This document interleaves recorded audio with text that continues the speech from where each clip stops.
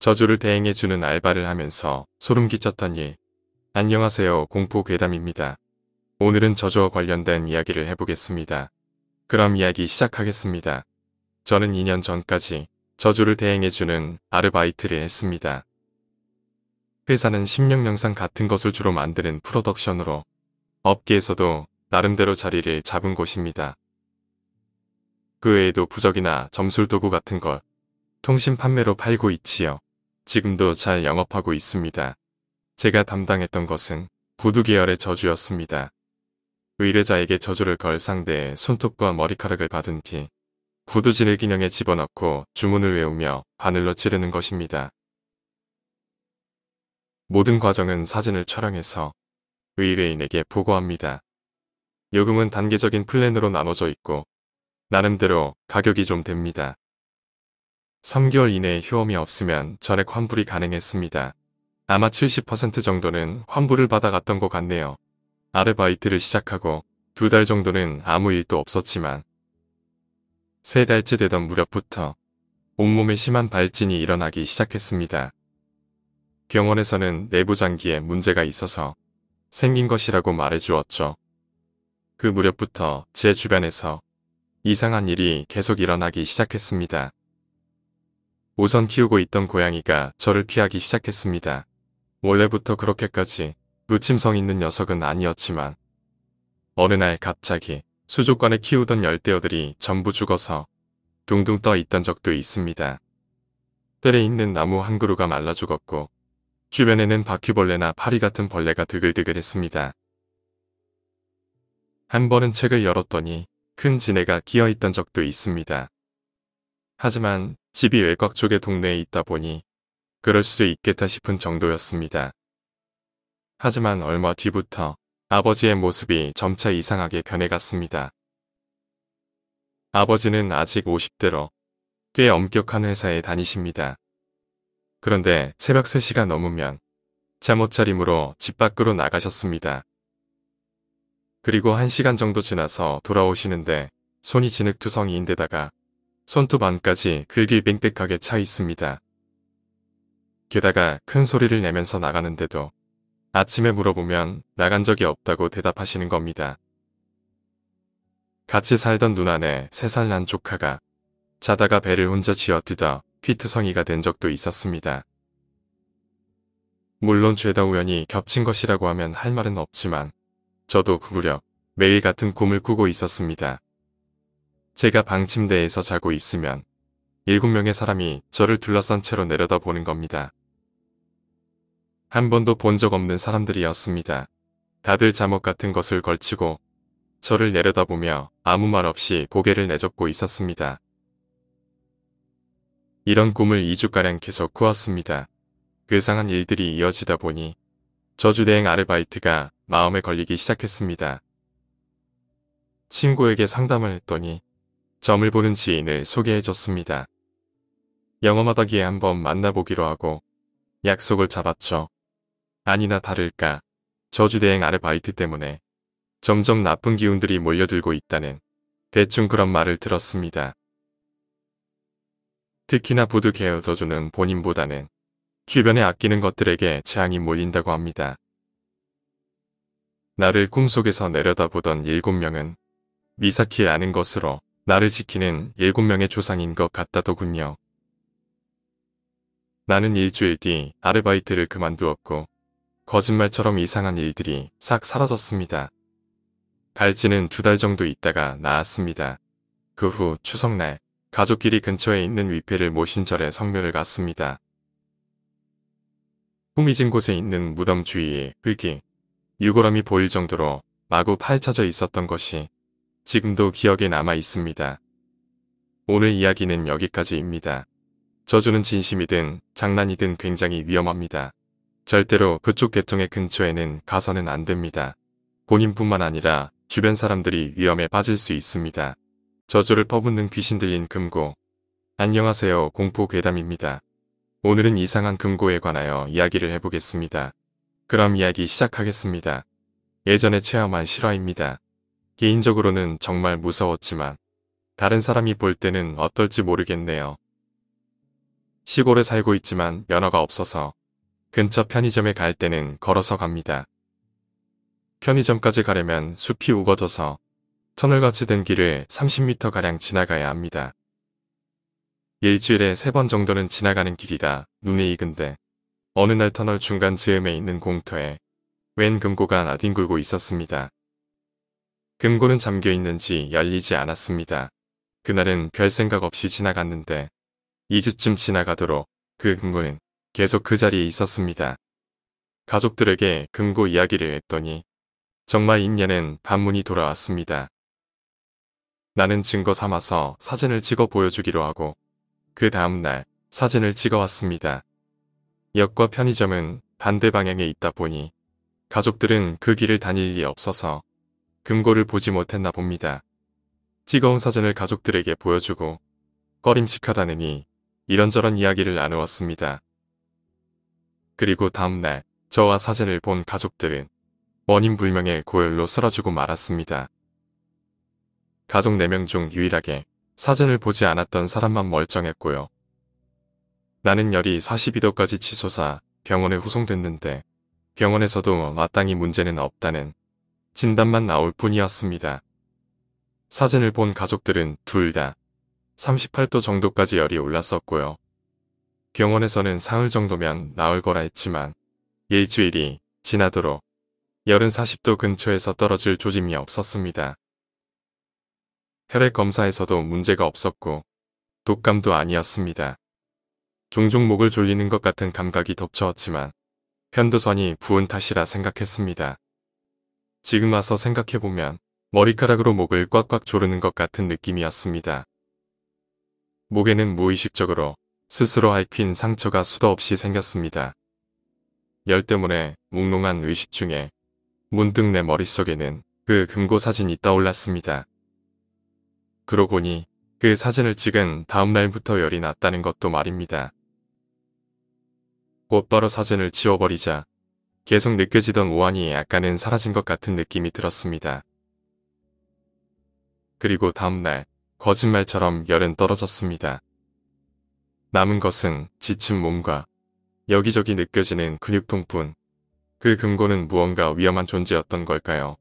사진을 지운 것만으로 멀쩡해지다니 믿을 수는 없지만요. 그 후에 한동안은 더 멀리 있는 다른 편의점으로 피해 다녔습니다. 하지만 사흘 전에 무심코 그 숲길을 다시 지나가게 되었습니다. 금고는 아직 거기에 있었습니다.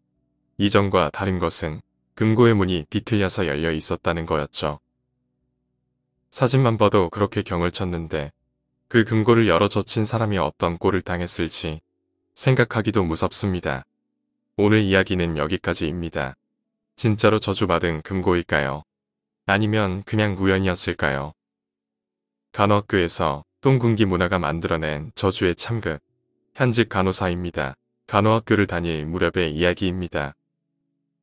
전원 기숙사 제도의 학교였기에 뭐가 어찌되었든 선배의 눈에 거슬리면 안 되는 곳이었습니다. 매년 여름마다 2학년이 주최하고 1학년이 받게 되는 담력시험이 있었습니다. 해부실과 표본실, 그리고 영안실을 순서대로 두는 거죠. 각 방에는 미리 이름을 적은 종이를 놓아두기에 그걸 가져와서 마지막 결승점에서 기다리는 선배들에게 보여주는 겁니다. 나도 1학년 때는 호되게 당했었죠. 해부실이나 영안실은 별로 무섭지 않았지만 표본실은 진짜로 오싹했거든요. 표본실에는 포르말린 속에 담긴 남성과 여성의 시신이 각 한 구씩이 있었고 기형 하나 반으로 잘린 폐하 시체도 있었습니다. 반쯤 울면서 도망쳐 나왔던 기억이 나네요. 실은 매년 조금 눈에 띄는 1학년이 있으면 그 한 명만 이름이 적힌 종이를 만들지 않는 나쁜 전통이 있었습니다. 우리 학년에서는 머리도 좋고 얼굴도 예뻤던 K가 그 대상이 되었죠. K는 아무것도 모른 채 표본실에 들어가 이름이 적힌 종이를 찾았습니다. 하지만 찾을 수 있을 리 없죠. 어쩔 수 없이 영안실에 갔다가 2장만 들고 결승점으로 갔답니다. 당연히 선배들한테서는 온갖 잔소리가 쏟아졌습니다. 끝내 화가 난 K는 그 자리에서 종이를 북북 찢어버리고 자기 방으로 돌아가려 했습니다. 하지만 선배들이 앞을 막아섰고 끝내 표본실에 갇혀버렸다고 합니다. 늦은 밤 순찰을 돌던 경비 아저씨가 발견해서 문을 열어줬지만 이 사건이 알려지면서 2학년들은 꾸지람을 받게 됩니다. 그리고 2학년들은 그 꾸지람도 K 때문이라며 오히려 K를 더 괴롭혀댔습니다. 결국 얼마 지나지 않아 K는 학교를 그만뒀습니다. 그런데 그 후 K를 눈의 가시처럼 여기던 선배 3명이 사고를 당하게 되었습니다. 가장 잘난 척하던 선배는 계단에서 떨어져 양 다리가 부러지는 지경에 이르렀고요. 1학년들 사이에서는 K가 선배들을 저주하고 있는 거라는 말이 나돌았죠. 그런데 그 말이 사실로 밝혀지는 사건이 벌어졌습니다. K와 가장 사이가 좋던 S가 선배들의 머리카락이나 속옷을 K에게 건네주던 게 발각된 거죠. 진짜로 선배들이 사고를 당하는 걸 보자 무서워진 S가 사감과 상담하다 알려지게 됐습니다. 그래서 사감과 새 선배는 K네 집으로 사과를 하러 갔답니다. 하지만 K는 이전과는 달리 끔찍하게 야위어 눈만 킁하니 치켜뜨고 있었다고 합니다. 그 다음에부터 담력시험이 엄격하게 금지된 건 말할 것도 없습니다. 누군가에게 산속으로 끌려가는 여자를 봤더니 안녕하세요 공포괴담입니다. 오늘은 산에서 있었던 이야기를 해보겠습니다. 그럼 이야기 시작하겠습니다. 대학교 새내기 시절의 이야기입니다. 동아리 친구 20명 정도가 모여 산에 캠핑을 갔습니다. 이틀째 밤 캠프파이어를 하고 그대로 거기서 먹고 마시며 신나게 놀았지요. 자정이 넘어갈 무렵에 술도 음식도 바닥이 났습니다. 하지만 아무래도 술이 처음부터 모자랐던 모양이라 내려가서 더 사오기로 했습니다. 술을 사러 가는 것은 차를 타고 와서 술을 마시지 않았던 A로 일단 정해집니다. 하지만 A는 혼자서 가기 싫다고 말해 가위바위보로 3명을 더 뽑기로 했습니다. 결국 나랑 B, C가 추가로 뽑혔습니다. 4명 모두 남자였습니다. 캠핑장을 나와서 A의 똥차에 타고 산을 크게 돌아서 아래로 내려왔습니다. 하산하는 동안에는 딱히 아무 문제 없이 순조롭고 산기슭에 있는 편의점에서 술과 과자를 샀습니다. 그리고 다시 캠핑장으로 돌아오던 터였습니다. 한동안 달리고 있는데 조수석에서 지도를 보고 있던 B가 말했습니다. 지름길이 있는 것 같은데 산 한가운데를 가로지르는 길이 있다는 것이었습니다. 다들 지도를 보고서 확실히 지름길이라고 느꼈기에 우리는 그 길로 들어섰습니다. 한동안 달리고 있는데 왼편에 절이 있었고 아래는 자갈이 깔려 있었죠. 여기저기 차 안에서 구경하고 있는데 근처에 수십 미터 거리에서 사람의 그림자가 보였습니다. 멍하니 다가가 보니 믿을 수 없는 광경이 펼쳐져 있습니다. 남자가 3명, 여자가 1명 있었는데 두 남자가 여자의 다리를 한쪽씩 잡고 질질 끌고 있었습니다. 다른 한 남자는 그 2명 앞에 서서 길을 이끄는 듯이 걷고 있었지요. 여자는 양다리를 잡혀 있으니 머리가 자갈길에 완전히 갈리고 있습니다. 우리는 놀라 소리조차 지르지 못합니다. 무엇인가 위험한 사건을 목격한 것이라는 생각만 들 뿐이었습니다. 그러다 문득 C가 말했습니다. 내리자. 나는 솔직히 정말 싫었습니다. 하지만 C는 각종 무술의 유단자였던 데다 인원수도 우리 쪽이 많았습니다. 지지는 않을 것 같아 잠자코서 그 말을 따랐죠. 차를 세우고 휴대폰으로 후레쉬를 켤 준비를 하고서 따라갔습니다. 세 남자는 여자를 끌고서 벽을 따라 계속 걷고 있었고 여자를 질질 끌고 있기에 걷는 속도는 꽤 느렸습니다. 5분 정도 걸었을까 벽이 끝나는 지점이 눈에 들어왔습니다. 앞에 가던 이들이 벽을 직각으로 돌아가는 게 보였습니다. 우리도 그 모퉁이에서 옆으로 돌았지요. 하지만 없었습니다. 아무것도 보이지 않았습니다. 그야말로 한순간에 사라졌다고 밖에는 표현할 길이 없었습니다. 우리는 휴대폰으로 후레쉬를 켜고 주변을 비추어 봅니다. 가까운 곳에는 아무것도 없었기에 더 안쪽을 비춰봤죠. 그러자 거기에는 불빛을 받아서 희게 빛나는 수많은 묘비가 줄지어 있었습니다. 그걸 본 순간 우리는 미친 듯이 달려서 도망쳤습니다. 차로 돌아와 시동을 걸고 죽어라 달려 캠핑장에 가까스로 도착했습니다.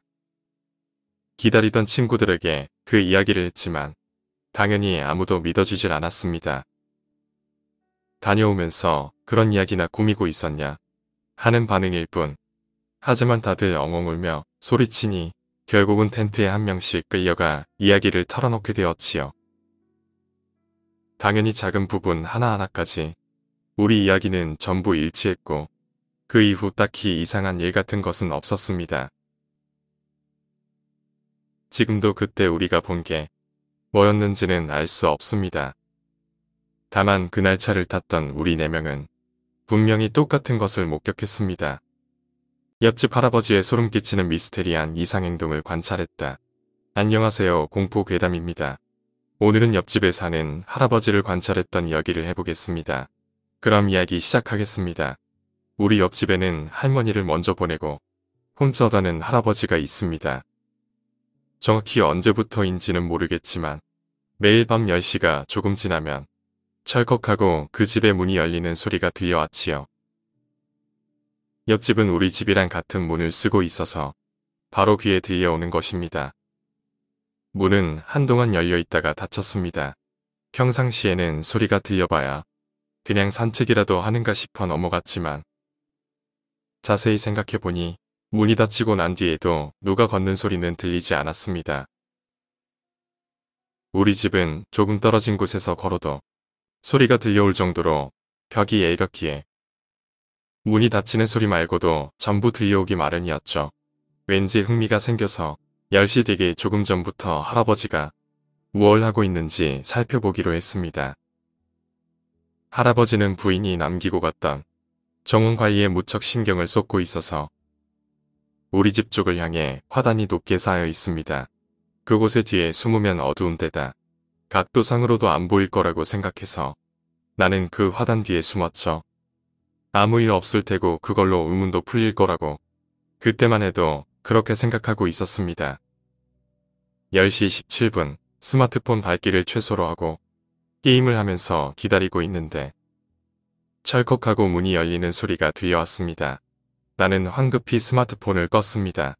평소처럼 덜컥거리며 문이 열립니다. 하지만 문 밖으로 나온 할아버지의 이상한 광경에 나는 숨을 집어 삼켰습니다.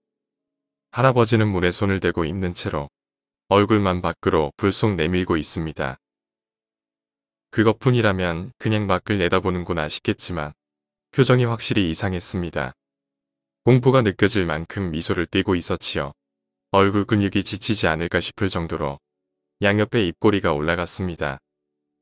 묘하게 냉정해져서 할아버지가 노망이 들었구나 싶었는데 저벅저벅하는 소리가 들려옵니다. 주변을 돌아봐도 그런 소리를 낼 존재는 보이지 않았습니다. 하지만 저벅저벅하는 소리는 내 앞을 지나서 집 안으로 들어갔습니다. 믿을 수 없는 상황에 숨도 못 쉬고 굳어있는데 할아버지가 눈을 크게 치켜뜨더니 내가 숨어있는 화단 쪽으로 고개를 돌렸습니다.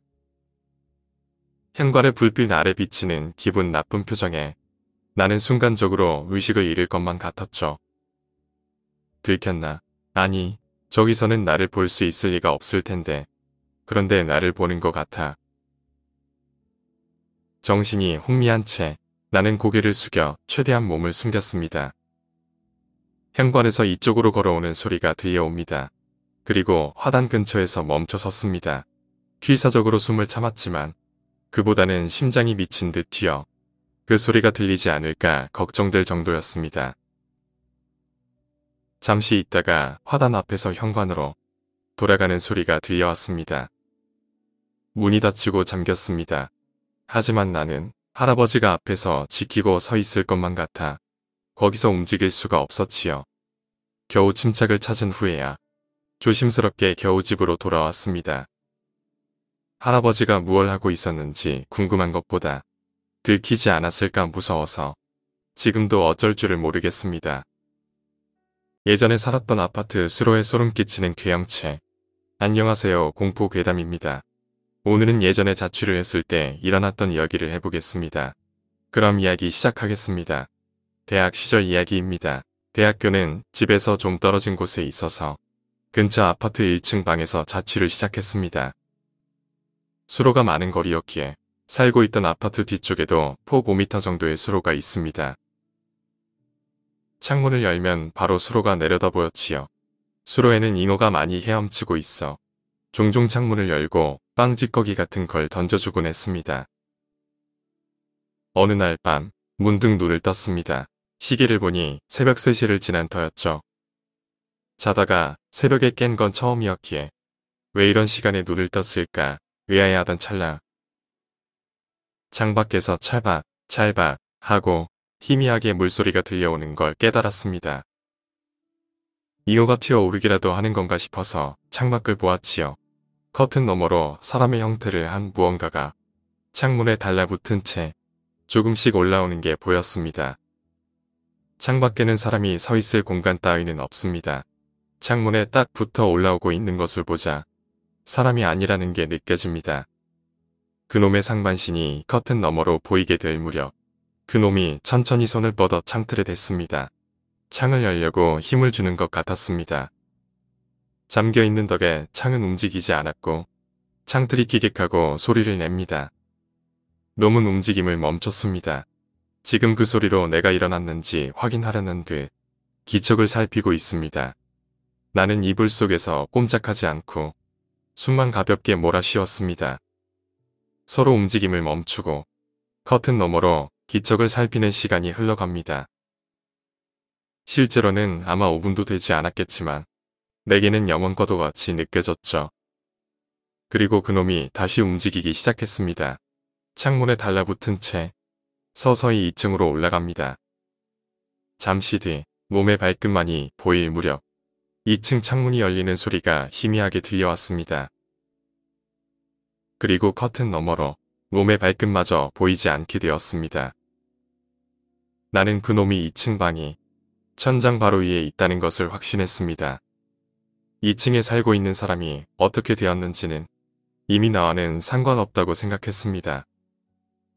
단지 움직이지 않은 채 호흡조차 없이 얕게 쉬면서 윗방의 기척을 엿보고 있을 뿐이었지요.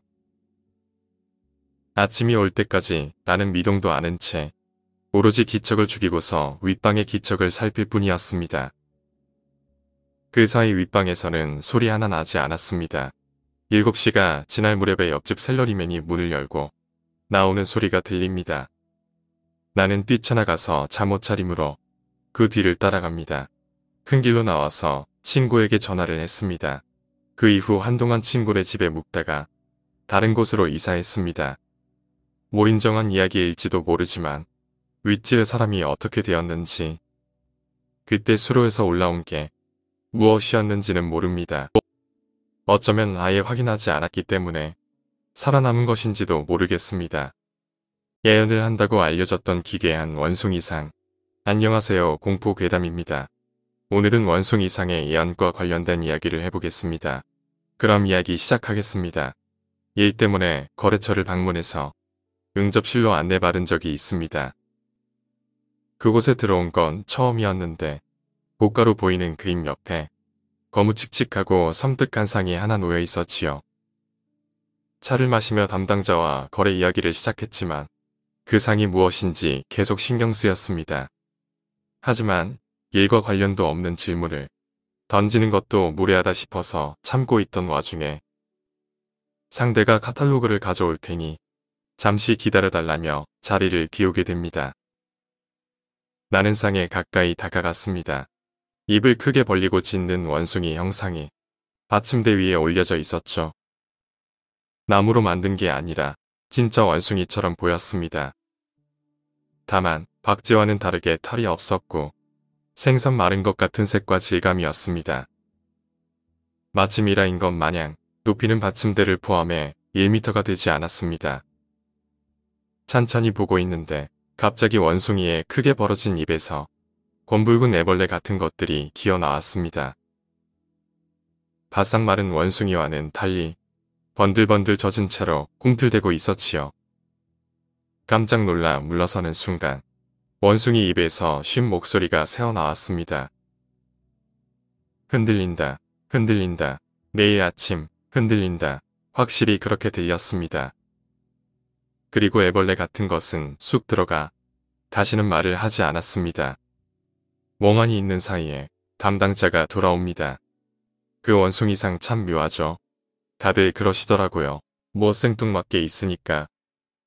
우리 회사 예전 사장님이 아끼던 건데 결정을 내리기 힘든 문제가 있으면 글쎄 예언을 해줬다지 뭡니까. 예언 들어보신 적 있으세요? 나는 겨우 목소리를 내서 물었습니다. 에이, 설마요. 소리 한 번 낸 적이 없습니다. 내다 버리기도 좀 그렇고 이렇게 화제가 없을 때는 가끔 도움이 되니까요. 소파에 앉아 겨우 안정되었습니다. 지금 본 걸 말할까 싶었지만 담당자가 말하는 걸 보니 어설픈 농담으로 여길 것만 같아 그만두었습니다. 겨우 미팅을 마친 뒤에 나는 퇴근을 합니다. 집에 돌아온 후 방제용품을 확인하고 욕조에 물도 받아놨습니다. 흔들린다는 예언은 아마도 지진을 말하는 거겠지요. 그렇다고 방송국이나 정부기관에 보고할 수도 없는 노릇입니다. 아마도 미친 사람 취급이나 받을 테니까요. 어떻게 해야 하나 고민했지만 회사 동료들에게도 말하지 못했습니다. 다만 고향의 부모님에게 내일 아침에 지진이 있을지도 모른다고 전화만 했을 뿐. 부모님 역시 웃어 남기셨습니다. 다음날 나는 긴장한 나머지 잠도 제대로 못 자고 4시에 일어납니다. 언제든 도망칠 수 있게 귀중품을 넣은 가방을 품에 안고 있었지만 딱히 아무 일도 일어나지 않았습니다. 출근 시간이 되어 나는 회사로 향했죠. 8시가 넘었지만 아무 일도 일어나지 않았습니다. 항상 아침을 먹는 호텔에 들렀지만 사람이 많아서 합석을 하게 됩니다. 재빨리 먹어치우는 와중에 탁자 위의 접시와 컵이 덜덜 흔들리기 시작했습니다. 나는 놀라서 왔구나 하고 외치며 일어섰습니다. 가게 안의 손님들이 일제히 나를 바라봅니다.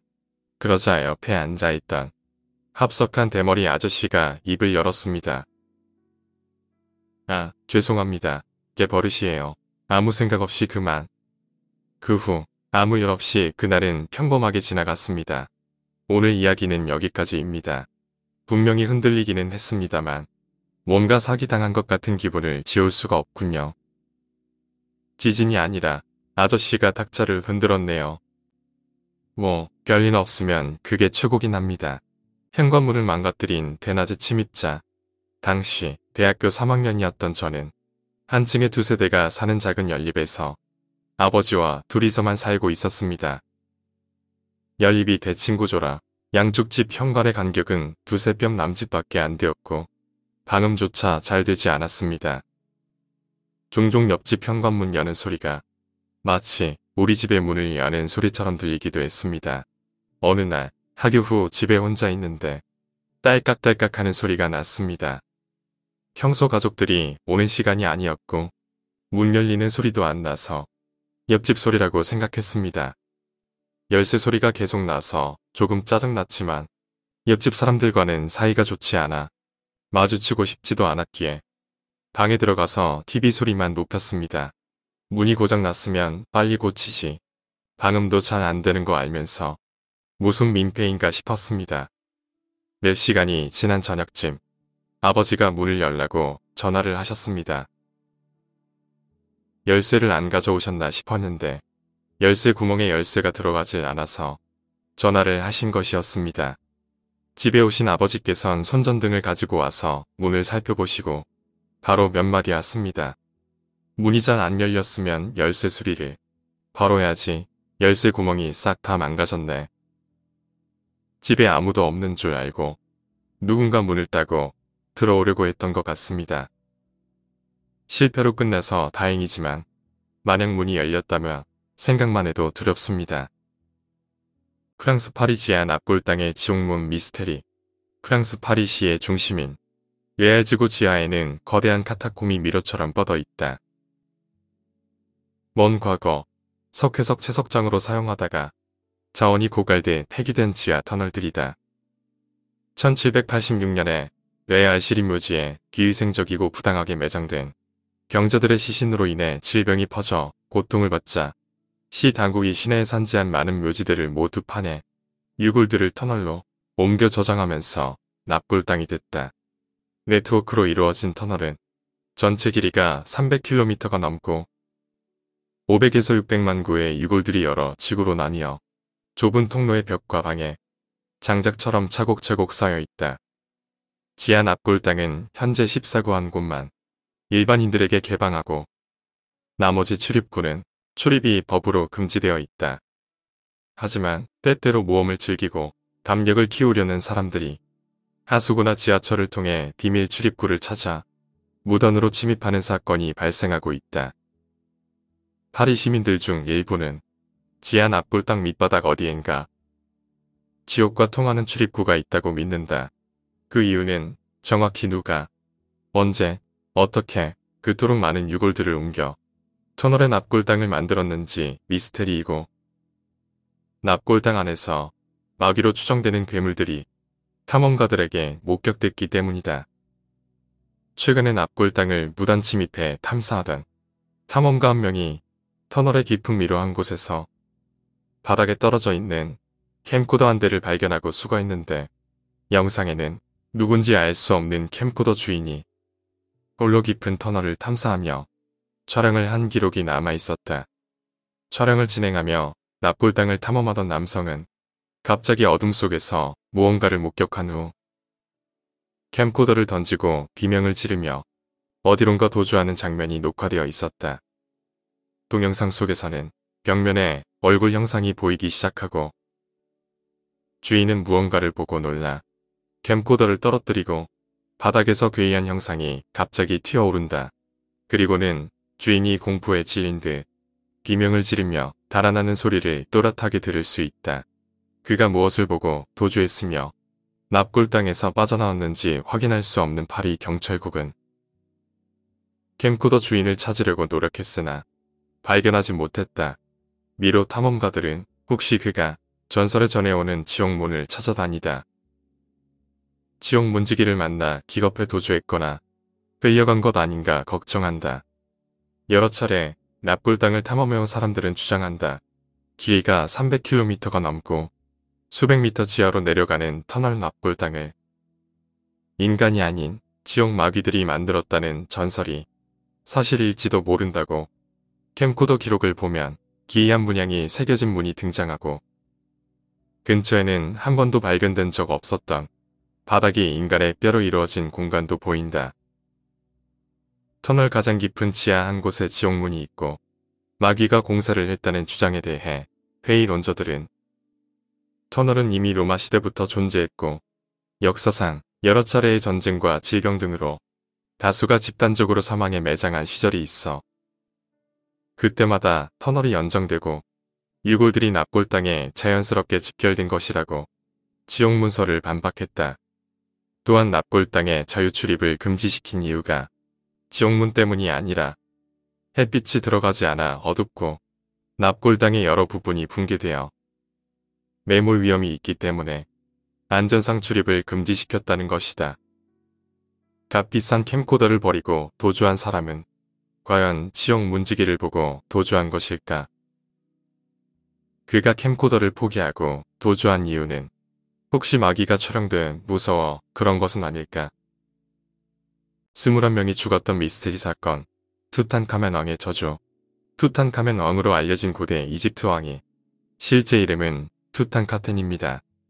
그는 약 10년간 이집트를 통치하다 18살의 어린 나이에 원인 모를 질병으로 숨졌습니다. 투탄카멘 왕의 무덤은 1922년에 영국의 탐험가들에게 열리기 전 두 번의 도굴 시도가 있었으나 도굴범들은 투탄카멘 왕의 금관이 있다는 전설이 전해온 암실만은 못 찾았습니다.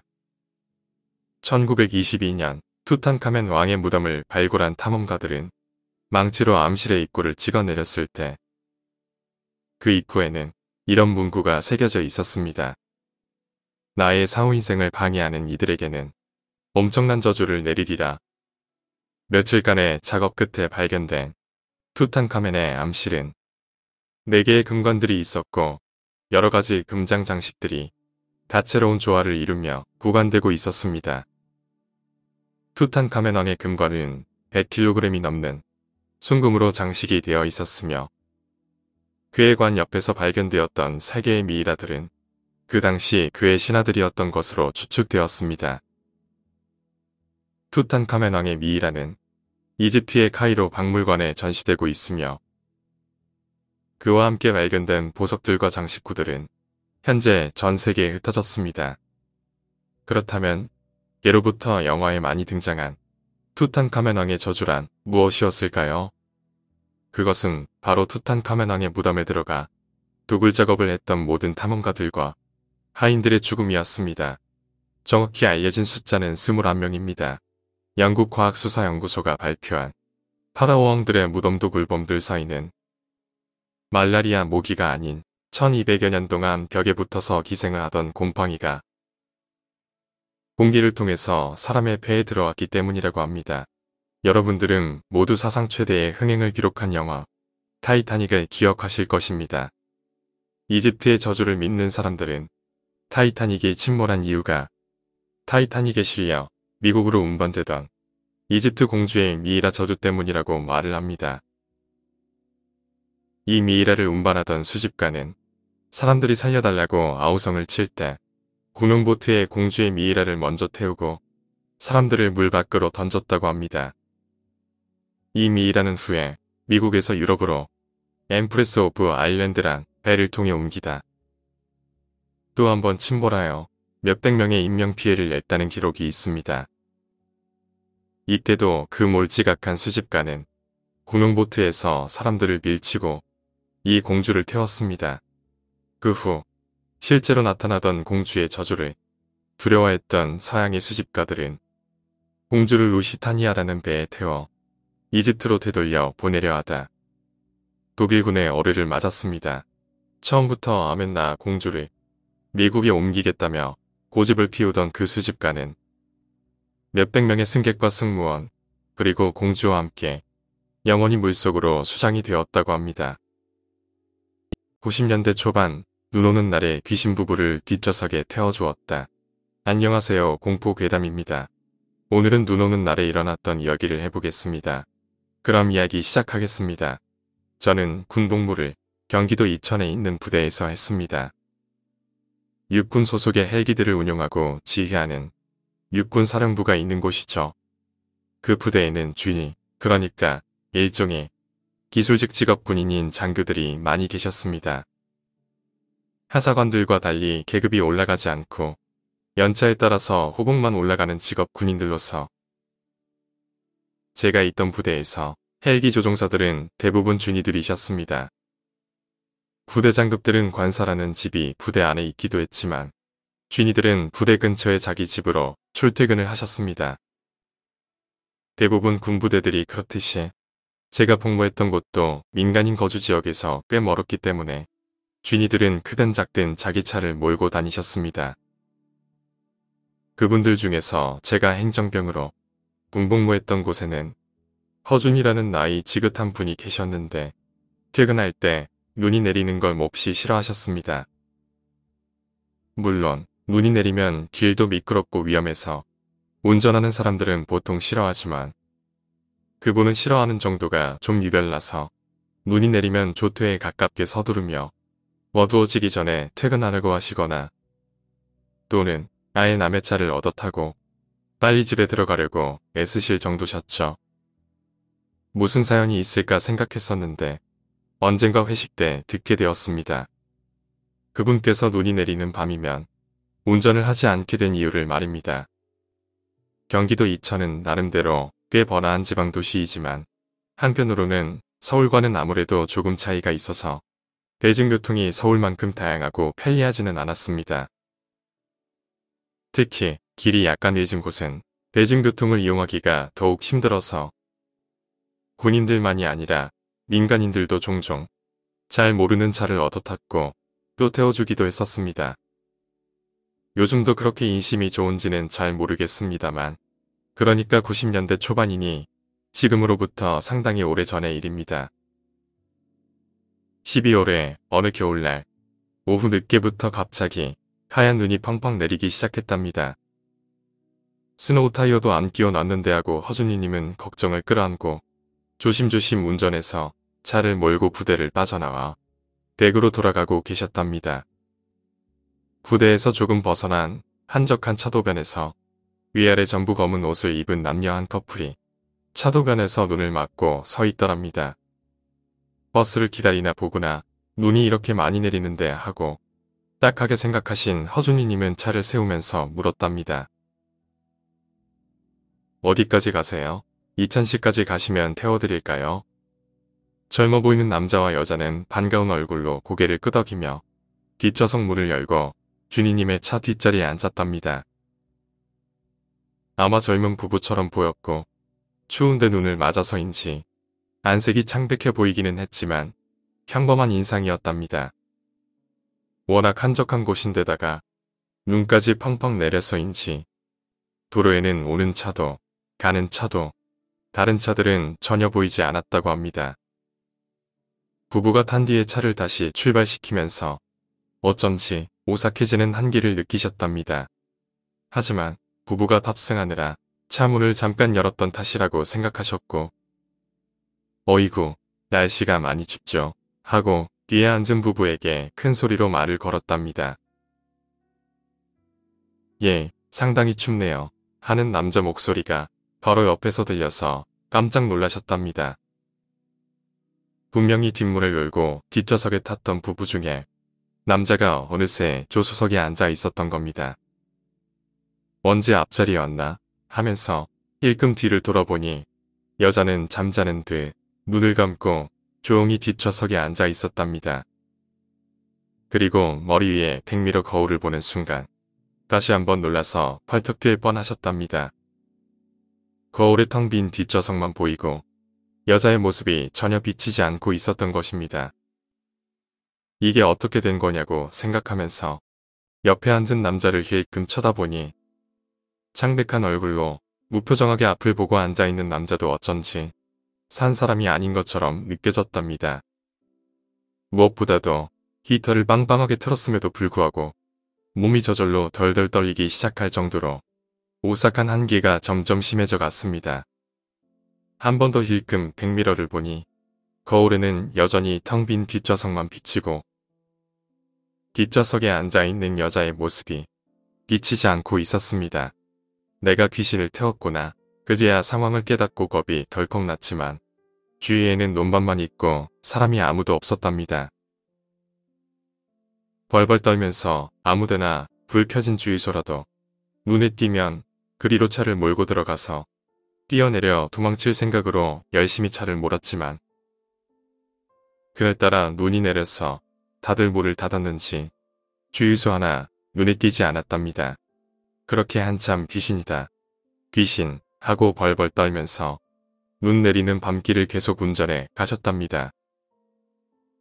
그러던 중에 저 멀리에서 이천시의 환한 불빛이 보이기 시작했답니다. 거의 다 왔다. 조금만 더 가면 산다. 생각하고 엑셀 페달을 더 밟아서 속도를 내려고 할 때 고맙습니다 하는 남자 목소리가 옆자리 조수석에서 들렸답니다. 깜짝 놀라면서 옆을 바라보니 조수석에 타고 있던 남자가 어느새 없어져 있었답니다. 놀라서 뒷좌석을 돌아보니 뒷좌석에 앉아있던 여자도 어느새 없어져서 차 안에는 혼자만 남아 있었답니다. 물론 눈이 내려서 그렇게 빨리 몰지는 못하고 있었지만 차를 모는 속도도 전혀 늦춰주지 않았고 차문을 열고 닫는 소리도 전혀 들리지 않았답니다. 벌벌 떨면서 겨우 집까지 차를 몰고 가서 그대로 이불을 펴고 끙끙 앓아 누우셨답니다. 그 뒤로 며칠간은 또 귀신을 만날까 무서워서 밤에는 운전을 할 수가 없을 정도였고 다행히 그 뒤로 다시는 그 젊은 귀신 부부와 마주친 적은 없었지만 눈 내리는 밤에는 도저히 운전을 할 엄두가 안 나셨답니다. 검은 옷을 입은 귀신 부부가 언제 또 차에 올라탈지 모르니 말씀입니다. 오늘 이야기는 여기까지입니다. 귀신 부부에게 좋은 일을 했는데 너무 무서워하네요. 하지만 또 귀신이 무서운 건 사실이니까요. 이렇게 귀신을 태우고 어딘가에서 내려주었다 하는 괴담은 많이들 들어보셨을 겁니다. 이런 경우에 괴담에는 잘 나오지 않지만 좋은 일이 한두 개 정도 생긴다고 합니다. 귀신을 태워주었다고 해서 이런 일이 꼭 재수없는 일만은 아니라는 이야기입니다. 외계인으로 의심되는 고대 문명의 신, 나를 믿는다면 내게 용감한 젊은이의 심장을 바쳐라. 이는 마야의 태양신 쿠에찰코틀이 수천 년 전 마야의 시민들에게 남긴 말입니다. 사람의 심장과 피를 받고 대신 문명을 줬다는 마야의 태양신 쿠에찰코틀. 수백만이 넘는 마야의 젊은 용사들은 수천 년간 매일매일 줄을 서가며 그의 제물로 바쳐졌지만 태양의 신은 몇백 년 전 스페인 군인들이 마야의 후손들을 공격하고 나라를 지배하려 할 때 그들의 곁에 없었습니다. 지금은 없어진 고대 마야와 잉카, 그리고 아즈텍, 그들에게는 몇 가지 특이한 공통점들이 있습니다. 높은 산에 살았다는 것, 왕이 죽으면 피라미드를 만들었다는 것, 하늘의 신을 위해 인간이나 동물들을 매일 제물로 바쳤다는 것, 그들의 신들은 자주 그들에게 나타났고 그들은 모두 용, 구름, 제규어 등으로 풀이가 된 비행물체를 타고 하늘에서 왔다는 것. 벽의 조각물 등에 자주 등장하는 마야의 신들은 우주복을 입은 것처럼 항상 큰 헬멧을 쓰고 있었고 입과 코 주위에는 산소호흡기를 착용하고 있었으며 잉카의 신들은 키가 30에서 60cm밖에 안 되는 소인들이었고 벼락 막대기를 손에 지니며 날씨를 마음대로 조절할 수 있었습니다. 그들은 사람들과 동물들의 피를 좋아했고 가능한 한 많은 사람들과 동물의 피, 그리고 심장 등을 제물로 바치게 강요했습니다. 제물의식이 끝난 뒤에 몇 개의 심장을 건네받아 신에게 전달하던 한 여인이 신을 기쁘게 하기 위하여 자신의 혀에 구멍을 내고 밧줄을 통과시켜 거두어진 심장들을 신에게 직접 갖다 바치는 특별한 시식을 하기도 했습니다. 신은 커다란 헬멧과 같은 이상한 물건을 머리에 쓰고 있고 무기로 보이는 이상한 도구도 몸에 지니고 있습니다. 그의 코에는 요새 병원에서 쓰는 소형 마이크와 같은 장치를 달고 있으며 그의 얼굴은 상당히 화가 난 모습을 하고 있습니다. 현재 마야, 잉카 그리고 아즈텍의 후손들이 사는 페루와 멕시코, 볼리비아 등에는 최근까지도 계속 하늘의 UFO가 출현하고 있습니다. 혹시 그들이 모셨던 신의 존재는 UFO를 타고 날아다니던 외계인이 아니었을까요? 일본 미스테리 미제 사건, 정화조에서 발견된 기괴한 시체. 1989년 2월 28일에 있었던 일입니다. 오후 6시쯤 교내 초등학교에 근무하고 있던 여직원 A가 거주하던 초등학교 근접 교직원 기숙사로 돌아와 화장실에 일을 보러 들어갔습니다. 그런데 그 여직원은 화장실 안에서 황당한 일을 겪게 됩니다. 화장실의 변기 구멍을 통해서 구두 같은 물체를 보게 된 것입니다. 그녀는 밖으로 나가서 변소를 치우는 구멍을 보게 되는데 그 안에는 사람의 발이 보였습니다. 곧바로 교장과 동료 직원들에게 이 사실을 알리고 바로 경찰에 신고를 하게 되었고 신고를 받은 가장 가까운 곳에 경찰관이 왔고 고지역 마을의 소방대원과 미아루 경찰서원도 속속들이 도착을 하게 되었습니다. 발견된 시신을 꺼내려 했으나 변조가 너무나도 비좁았던 탓에 시신을 꺼내지 못하고 결국 저변을 중기로 파내어 변조를 부수는 방법을 통해 시신을 꺼냈습니다.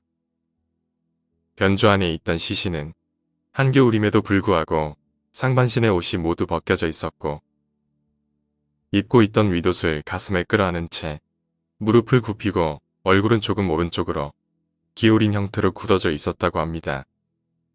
시체는 그 자리에서 호스로 씻겨졌고 소방대의 대기실로 옮겨져 의사의 주도 아래 사인을 감식했는데요. 판명은 동사 겸 흉부순환장애로 좁은 곳에서 압박을 당하면서 얼어 죽었다는 것입니다. 사후 병직의 상태로 보아 26일경 사망한 것으로 보여졌다고 하니 발견되기 이틀 전 정도에 사망한 것으로 여겨졌으며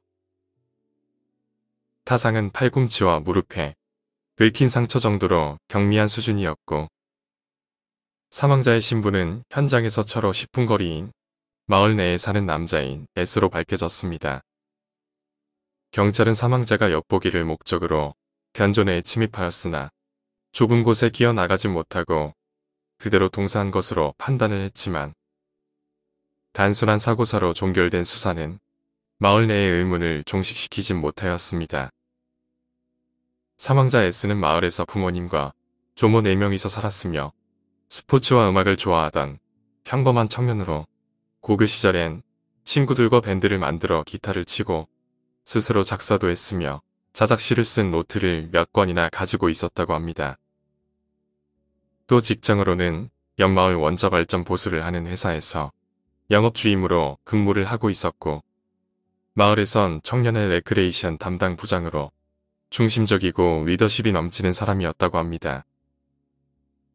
성격도 밝고 인망이 있어 결혼식에서 사회를 자주 보는 사람이었고 마을 촌장 선거에선 응원 연설을 부탁받을 정도인 사람이 과연 화장실에서 단지 엿보기를 하기 위해서 죽어있다는 것은 상상이 어렵다는 의문이었습니다.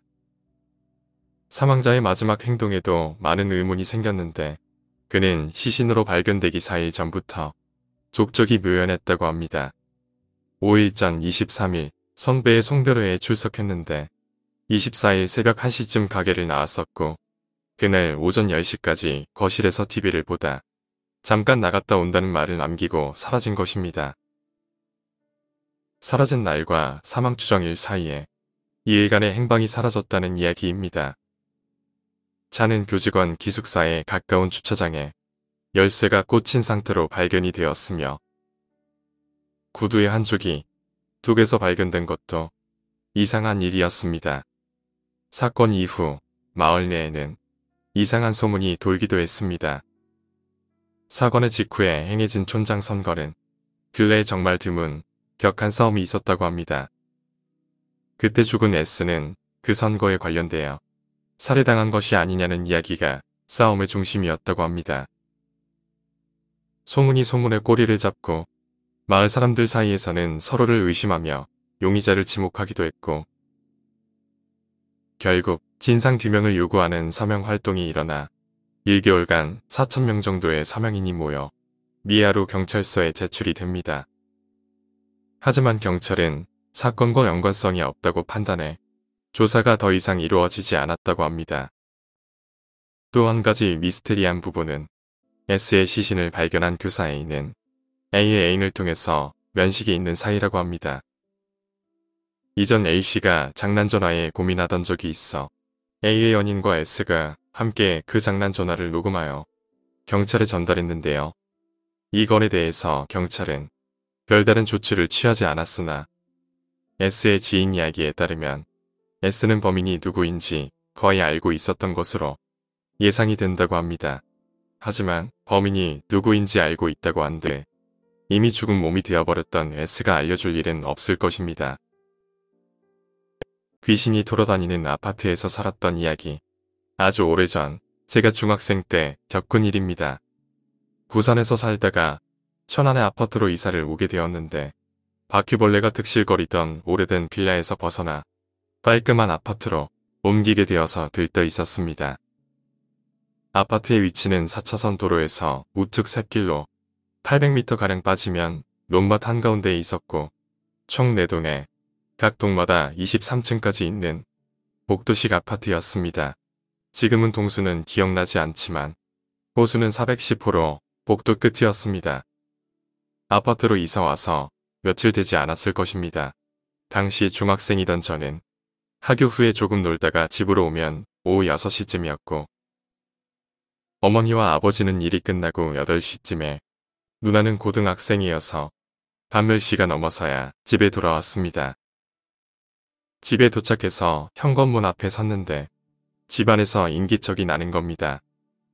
사람들 말소리가 웅얼웅얼 들리는가 하면 방문 열고 닫는 소리와 발자국 소리가 들리기에 저는 부모님이 오늘은 일찍 돌아오셨구나 하는 생각에 열쇠를 찾았습니다. 부모님이 계시는 것은 저의 착각이었을까요? 저를 반긴 건 캄캄한 어둠과 정적. 순간 발끝부터 머리끝까지 털이 곤두서는 느낌이 들었고 팔에 돋아난 소름을 문지르며 현관에서부터 재빨리 불을 켜고 들어가면서 화장실까지 집안의 온갖 전등을 다 켜고 텔레비전 볼륨을 크게 해놓은 채로 부모님이 오실 때까지 벌벌 떨어야만 했습니다.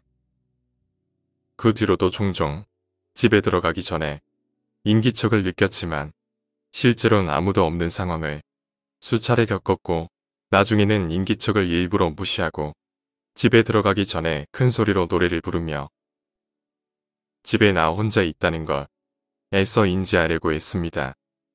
그런 어느 날 8월 즈음이었는데 에어컨이 없던 때라서 무척이나 더운 여름밤이었습니다.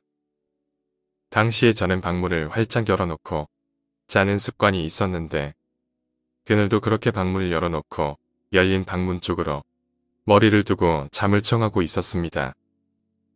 그날따라 왜 그렇게 잠이 안 오던지 한참을 뒤척이던 순간 거실 쪽에서 어떤 소리가 들렸습니다. 마치 긴 옷자락이 바닥에 끌리는 소리였습니다.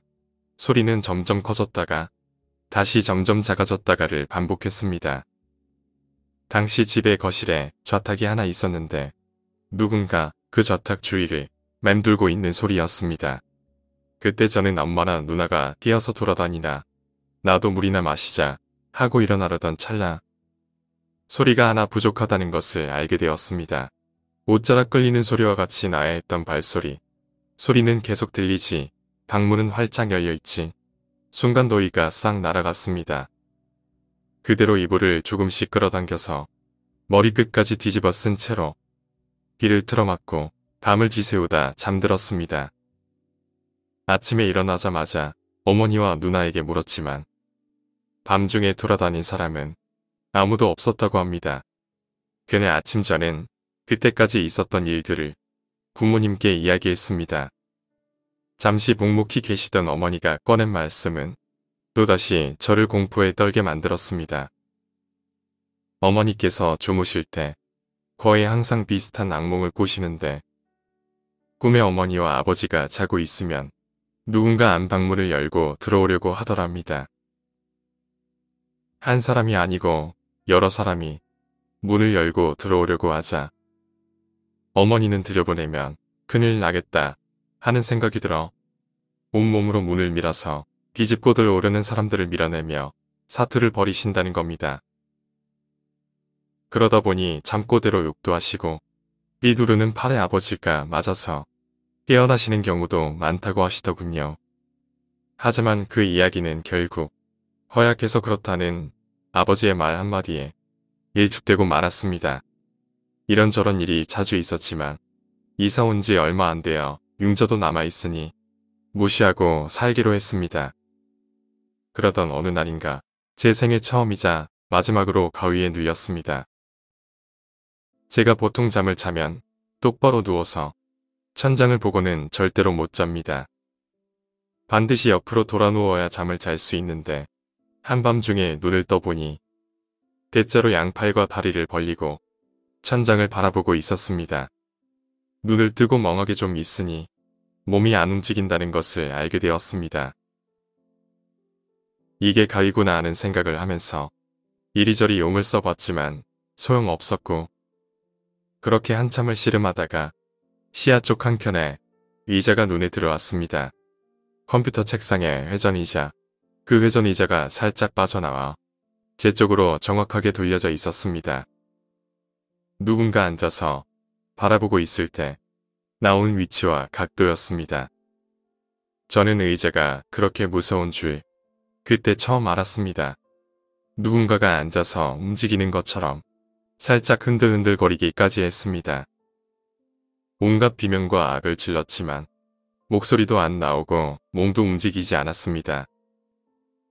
그렇게 지옥 같은 시간을 보내다 보니 어느새 눈을 떠보니 아침이었습니다. 그 후에도 몇 번 이상한 일이 있었고 결국 제가 그 집에서 계속 살면 가출하겠다고 강제를 부린 덕에 지금 살고 있는 집으로 급하게 이사를 가게 되었습니다. 지금 사는 집에서는 예전에 그 집과 같은 일은 더 이상 일어나지 않았습니다. 지금 생각해보면 그 집에 있던 것들은 사람에게 해를 끼치는 위험한 것보다는 장난기가 많은 녀석이었던 것 같습니다만 지금 그 집에 살고 있을 사람들이 무사하기를 빕니다. 냉동인간 복원의 가능성, 얼음여자 미스테리 1980년 12월 20일 미국에서 벌어진 이야기입니다. 19살의 진 힐리어드는 친구 집부터 집으로 운전을 하며 돌아오던 도중 빙판길에 그만 차가 미끄러져 도랑에 빠지고 맙니다. 차는 고장이 나서 시동이 켜지지 않았고 당시 영하 25도에 육박하는 굉장히 추운 날씨에 힐리어드는 이대로 차에 있을 경우 위험하다고 판단을 했습니다. 근처에 지인이 산다는 것을 알고 있던 그녀는 도랑을 나와서 무작정 걷기 시작합니다. 그러나 친구의 집은 그녀가 생각했던 것 이상으로 멀었고 세차게 몰아치는 눈보라에 그녀는 점점 지쳐가는 데다 발도 점차 얼어가고 있었습니다. 얼어붙은 발을 이끌고 간신히 친구 집에 있는 차고에 도착했지만 지칠 대로 지쳐 있었던 그녀는 그 자리에 주저앉아 쓰러지고 맙니다. 그러나 새벽 늦은 시간에 그곳을 지나가는 사람은 아무도 없었고 영하 25도라는 혹독한 새벽 추위에 의식을 잃고 그녀의 몸은 그대로 얼어붙고 맙니다. 다음날 아침 그녀의 지인 넬슨은 출근을 하기 위해 차고로 갔다가 참혹한 광경을 목격합니다. 그의 친구 힐리어드가 마치 미라처럼 온 몸이 굳은 채 죽어 있었기 때문입니다.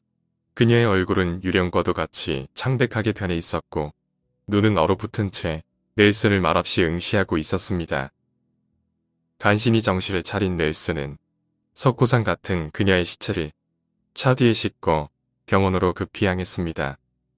병원에 도착한 후 의사들 또한 놀라운 광경에 할 말을 잃고 말았습니다.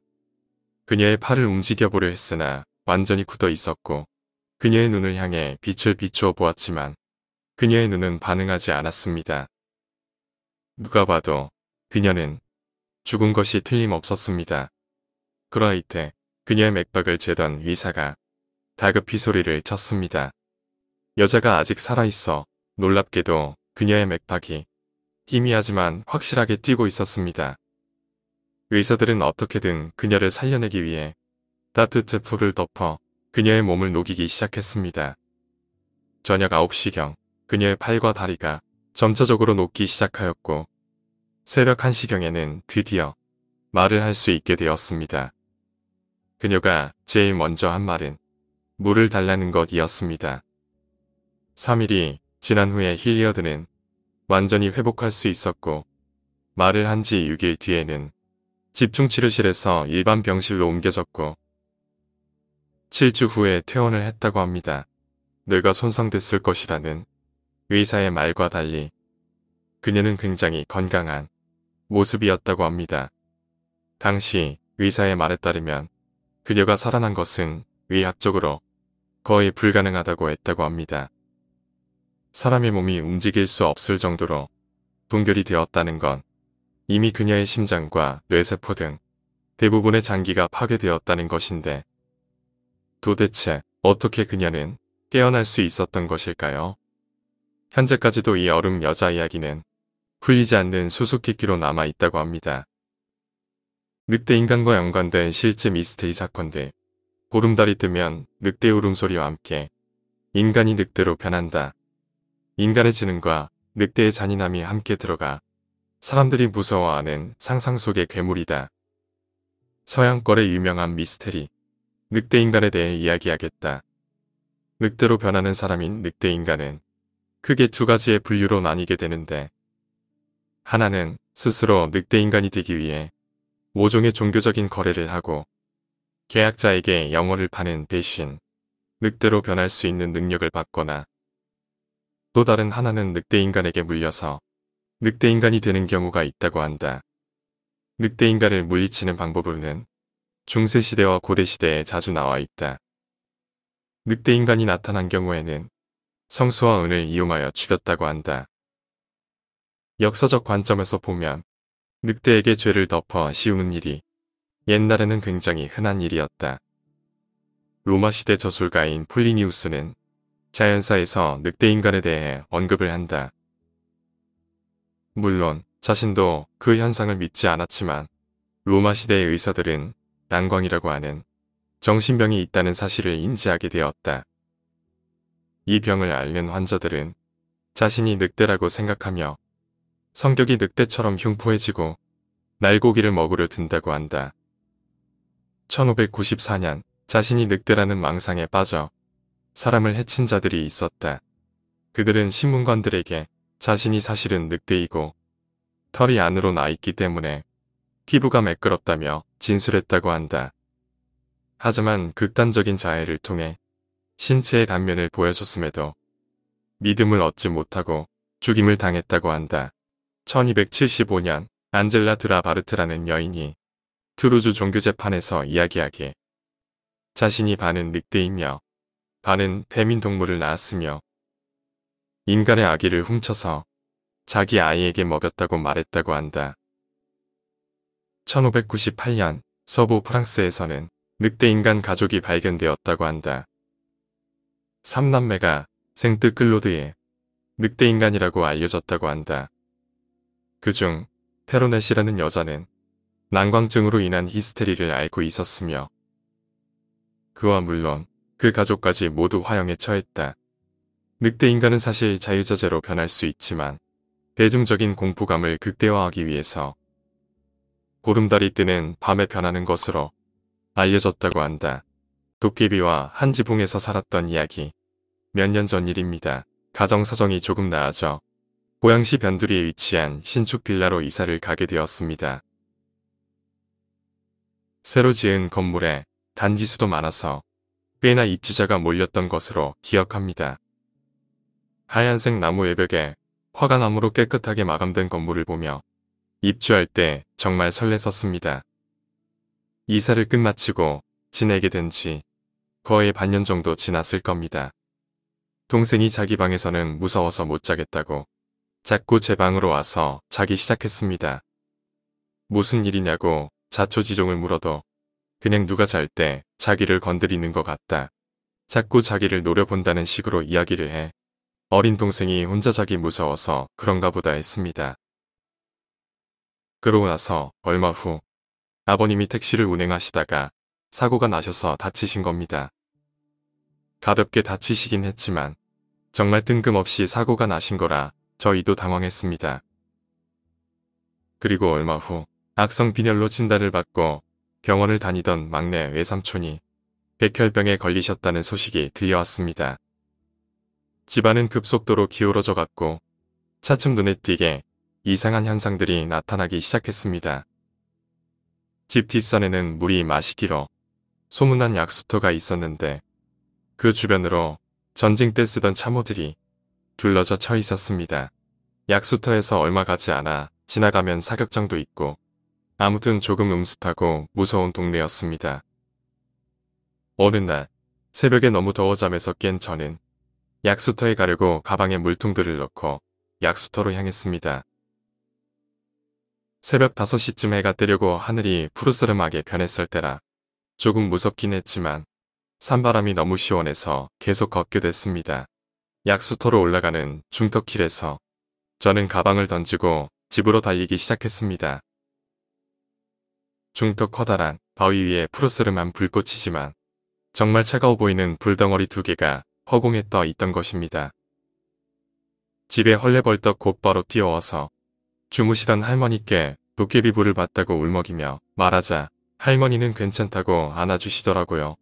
그리고 다음날 저녁 고모네 식구와 점심에 외식을 하게 돼서 온 가족이 나가게 됐습니다. 불을 모두 끄고 문단속을 철저하게 한 후 나갔었죠. 시간은 흘러서 오후 7시쯤 해가 질 쯤에 집으로 올라가는 언덕 어귀에 도착했습니다. 갑자기 어머니께서 그러시더군요. 집에 불이 전부 켜있어. 도둑이라도 들었나봐. 깜짝 놀란 저는 집으로 달려 올라갔습니다. 4층까지 단숨에 뛰어 올라가서 문을 연 순간 집은 컴컴한 어둠과 적막함만을 풍기면서 제 다리를 감쌌습니다. 가족들 모두가 집으로 올라와 확인하곤 도깨비에 홀린 것 같다고 말씀하시더군요. 그 이후에도 가족들의 간담을 서늘케 하는 사건들이 많았습니다. 동생이 본 적도 없는 괴상한 여자에게 쫓기며 가위를 눌리기도 하고 식구들 전부 있는 데서 하얀색 인형이 땅에서 천장으로 올라가기도 하며 집에 혼자 있을 땐 방문이 혼자 삐걱삐걱 움직이기도 하고 그릇이 달그락거리기도 하고 장판에 그쩍쩍거리는 소리가 나기도 하고 가세는 점점 기울어서 하루하루 먹고 살기가 힘들어질 정도까지 갔습니다. 외삼촌께서도 돌아가셔서 집안 꼴이 말이 아니었죠. 저희는 아픈 기억만 남아있는 집을 버리고 다른 곳으로 이사를 했습니다. 이사를 할 때 저희가 다니던 절의 스님의 말에 따라서 집안 곳곳에 고춧가루 봉투에 묶어 매달아 놓고 부적도 붙여놨습니다. 그리고 얼마 후에 그런 문제를 전문적으로 잘 아시는 지인분께 들은 소리였습니다. 그 집 도깨비터다. 너 이사 갔을 때 팥죽이나 메밀묵 안 뒀냐? 이야기를 시작하시는데 원래 그 동네 뒷산은 산도깨비들이 살던 터라고 합니다. 아마도 그 집을 지을 때 산을 무너뜨리고 지은 거라 도깨비들이 화가 나서 입주자들을 괴롭힌 거라고 설명을 하시더군요. 실제로 그 집에 입주하신 분들이 모두 사건 사고를 하나씩 당하셨습니다. 메밀묵을 놔서 도깨비를 위로하거나 팥죽을 뿌려 도깨비를 쫓거나 했으면 아마 집이 더 잘 되던지 별탈 없이 살다 나왔을 거라고 하시더군요. 몇 년이 지났지만 아직도 저희 가족은 그 집에 대해 이야기하기를 꺼립니다. 뒷산에서 담배를 피우다가 귀신에게 혼났다. 전 지금 서울에서 대학을 다니고 있지만 전라남도 광주에 있는 고등학교에서 고교 시절을 보냈습니다. 제가 다니던 학교는 광주 안에서도 명문으로 손꼽히는 학교였고 거기서 기숙사 생활을 했다. 소위 말하는 우등생이었습니다. 고3 초조하고 막막하던 그 시절 친구에게서 담배를 배웠습니다. 처음에는 몇 모금 뻐끔거리는 정도였지만 금방 중독되어서 거의 골초 수준까지 가게 되었죠. 저희 학교에는 만대동산이라고 불리는 야트막한 둔덕이 있는데 그게 담배를 피우고 버린 꽁초가 모여서 산이 되었다는 말이 있을 정도로 담배를 피우는 학생들이 몰래 애용하는 장소였습니다. 새벽 3시쯤 사감 선생님은 먼저 주무시고 자습하던 아이들도 하나둘씩 자러 들어가고 저 혼자 남았을 때 갑자기 담배가 간절하더군요. 그날 밤은 말 그대로 딸빛 한 점 없는 어두운 밤이었지만 저는 누구한테 들킬까 무서워 오직 라이터 불빛에 의지해 만대동산 기슭까지 갔습니다. 그리고 늘 그랬던 대로 만족스럽게 담배에 불을 붙이고 한 모금 빨아들이는 순간 저 멀리 누군가가 제게 손짓을 하더군요. 주위가 너무 어두워서 얼굴은 보이지 않고 그냥 손을 까딱거리는 흐릿한 형체만 보였지만 저는 순간 사감 선생님에게 흡연 사실을 들킨 줄 알고 가슴이 덜컹했습니다. 전 조마조마하면서 계속 손만 까딱거리는 사람이 있는 곳으로 걸어갔습니다. 그런데 그 사람은 마치 자신을 따라오라는 듯 으슥한 곳으로 걸어가더군요. 아무도 안 보이는 곳에서 때릴 생각인가 라고 생각하고는 그냥 그 사람을 쫓아갔습니다. 그런데 그 사람은 중학교 건물 근처로 가더니 눈 앞에서 스르륵 사라져버렸습니다. 저는 그 사람이 어디 갔는지 몰라 이리저리 두리번거리다가 문득 제가 엄청난 것의 앞에 서 있음을 깨닫게 되었습니다. 저희 학교에는 학교를 건립한 어르신 한 분을 모신 무덤이 실제로 학교 단지 내에 있습니다. 제가 바로 그 앞에 있었습니다. 정신을 차렸을 때 제 눈에 보인 것은 비석과 무덤, 제게 손짓하던 사람은 어디에도 없었어요. 저는 그 자리에서 혼비백산하여 그대로 기숙사로 달려왔습니다. 그리고 뜬 눈으로 아침을 맞았죠. 혹시나 해서 수희 아저씨나 사감 선생님께 여쭈어봤지만 그 시간에 나돌아 다니던 사람은 누구도 없었습니다. 그 후로 저는 담배를 끊었습니다. 제 의지로 끊었다 보다는 마치 기숙사 내에서 누군가가 계속 저를 주시하고 있다는 생각이 들어 결국 끊을 수밖에 없었습니다.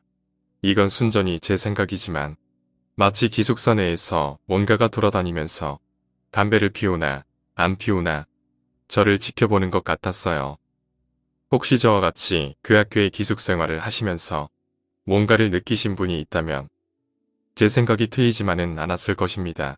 러시아의 핵잠수함 쿠르스크 침몰 미스테리 사건.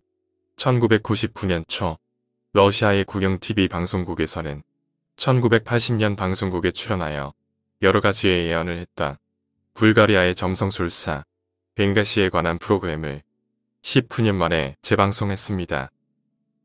1980년 러시아의 TV에 출연하여 1999년과 2000년 사이 지구가 멸망하는 일은 없을 것이라는 예언을 했던 벵가시는 대신 1999년이나 2000년에 쿠르스크가 물에 가라앉아 세계인들이 애도를 할 것이라는 예언을 했습니다.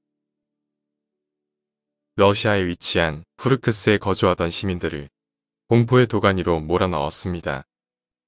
예언에 놀란 일부 쿠르스크 거주자들은 이사를 가는 소동을 부렸으며 2000년 초 쿠르스크 지방에서는 주민들을 안심시키기 위해 마을이 절대로 물에 잠기지 않을 것이다 라는 공식적인 선언을 하게 됩니다.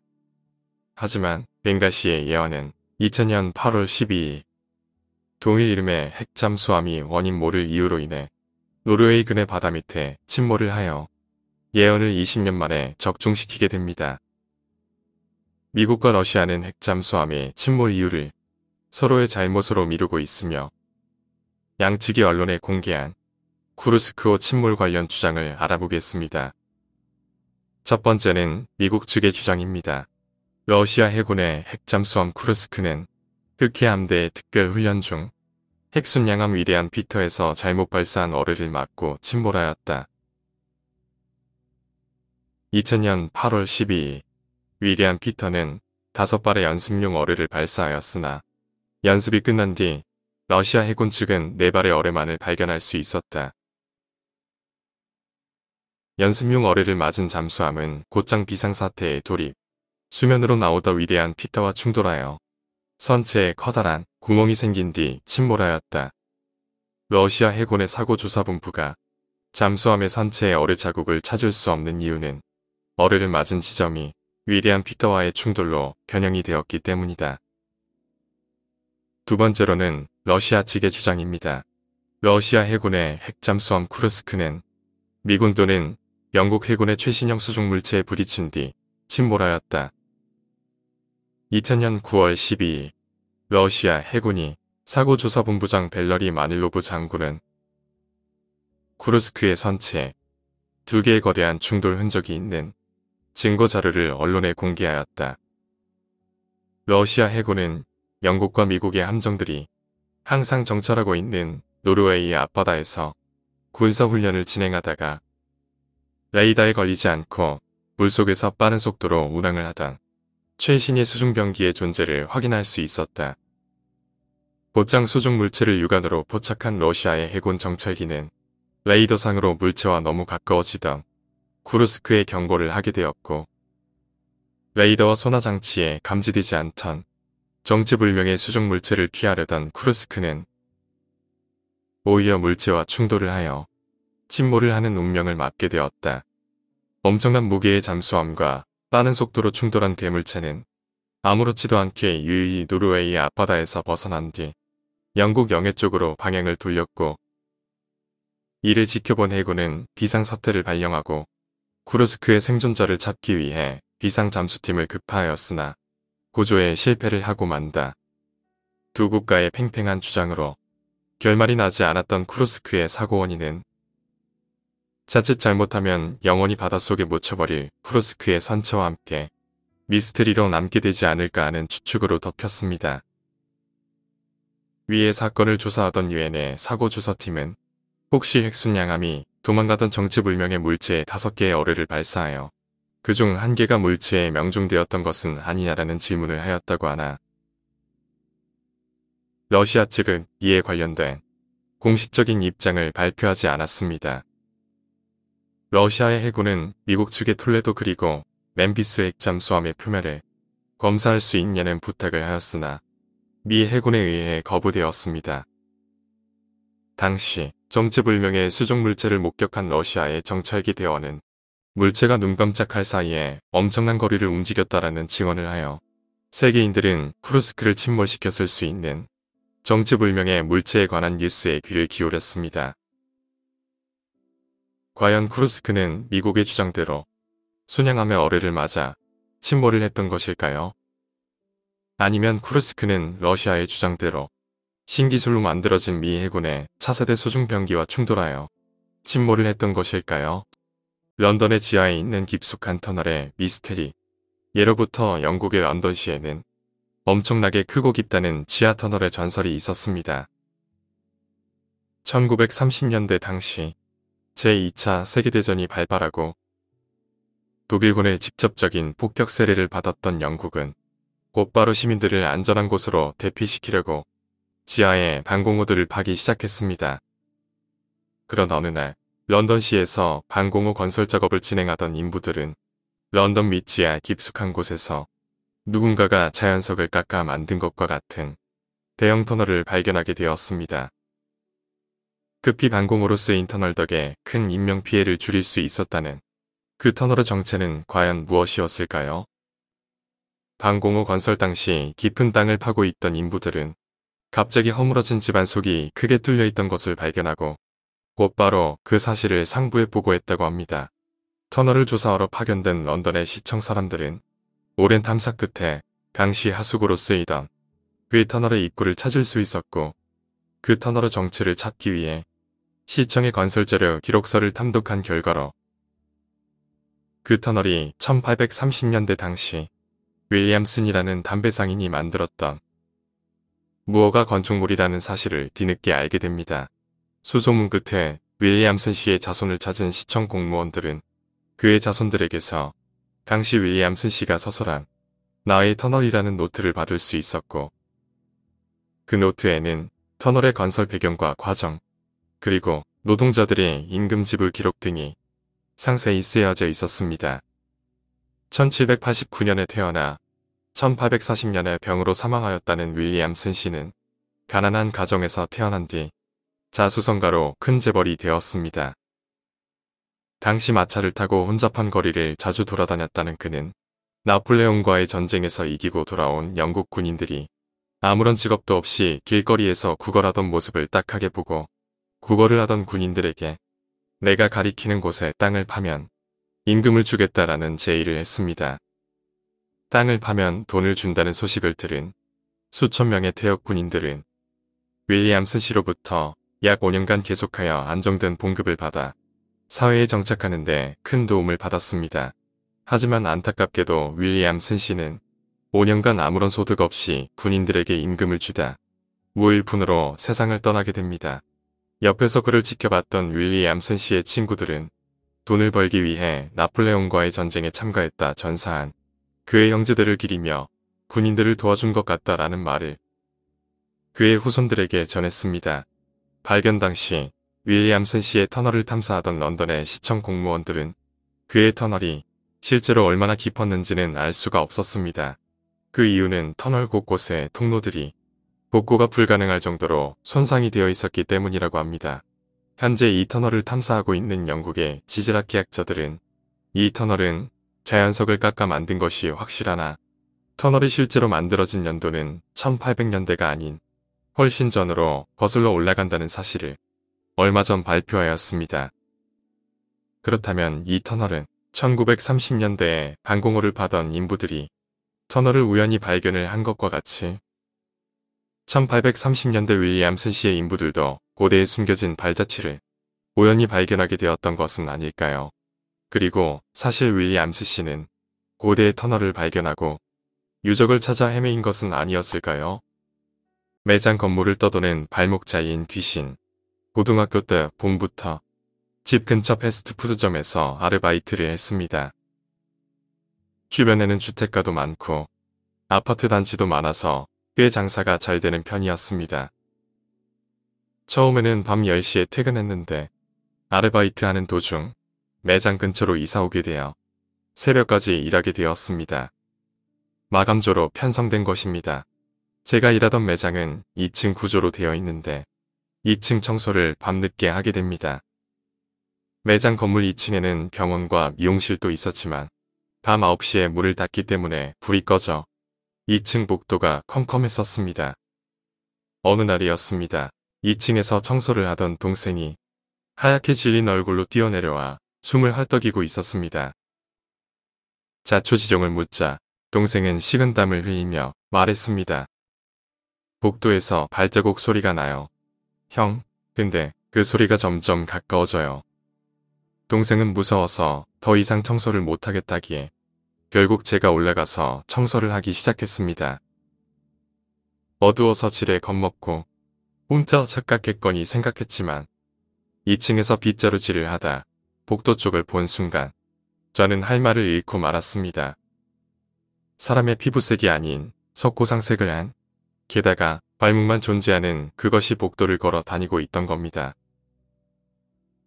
저는 못 본 척하면 되겠지라고 생각하다가 결국 엄청난 공포에 압도되어 1층으로 도망쳤습니다. 그러고 보니 그런 일도 있었습니다. 저희 매장 직원 휴게실은 지하 주차장 한편에 마련되어 있는데 동료들이 밤늦게 혼자 들어가 옷을 갈아입을 때마다 지하 주차장에서 누군가 시끄럽게 뛰어다닌다는 것입니다.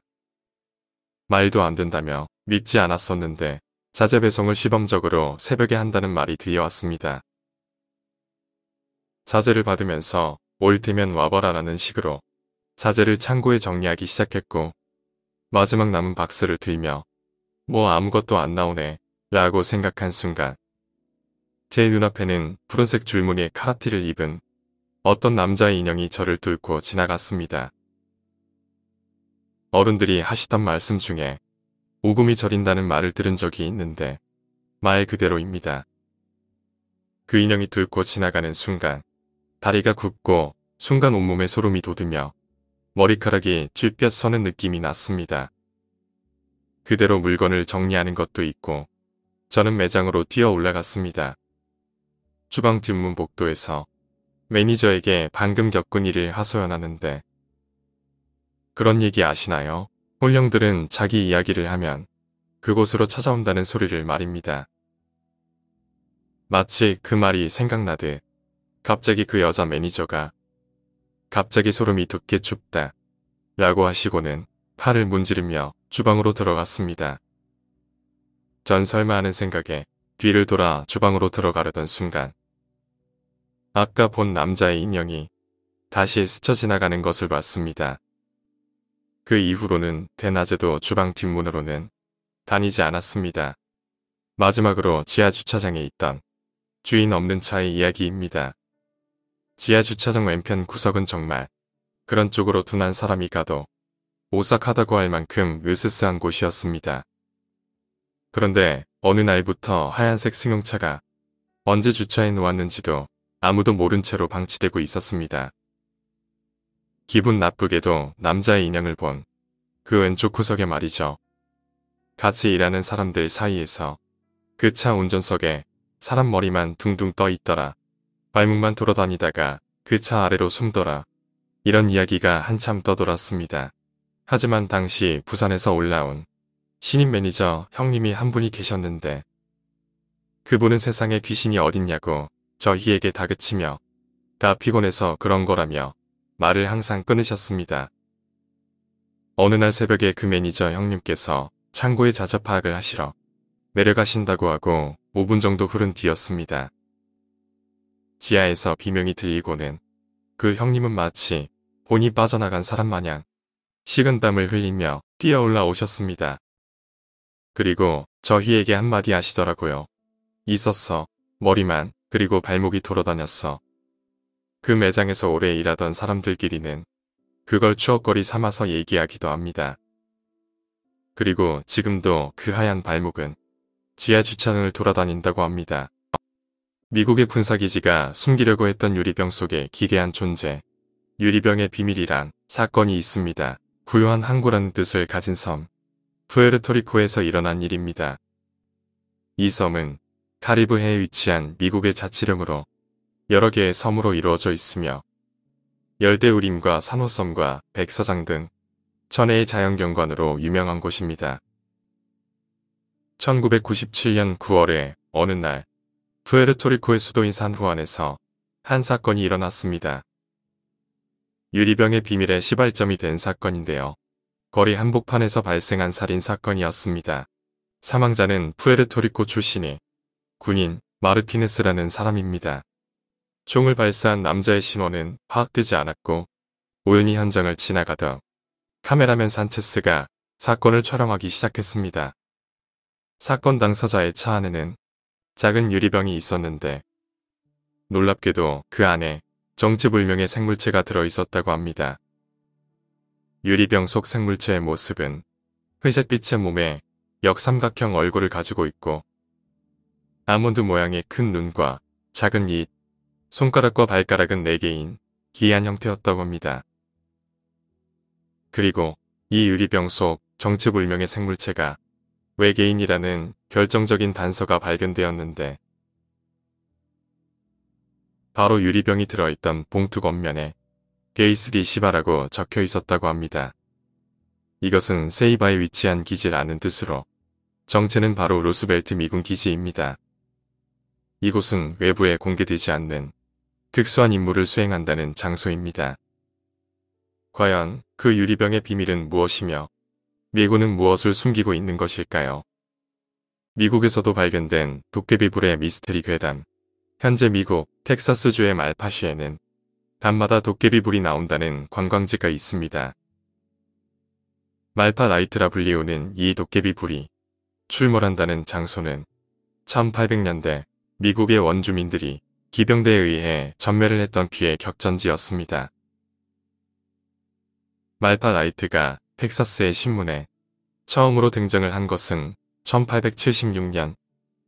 때는 미국의 기병대가 원주민들을 토벌하던 그 당시였고 텍사스의 말파시에서 미국의 인디안 부족 중 하나인 히누이족을 몰살한 기병대원들은 밤에 이상한 불통들이 쫓아와 우리를 자꾸만 괴롭힌다 라는 사실을 상부에 보고하였고 그 내용은 신문에 보도가 되었습니다.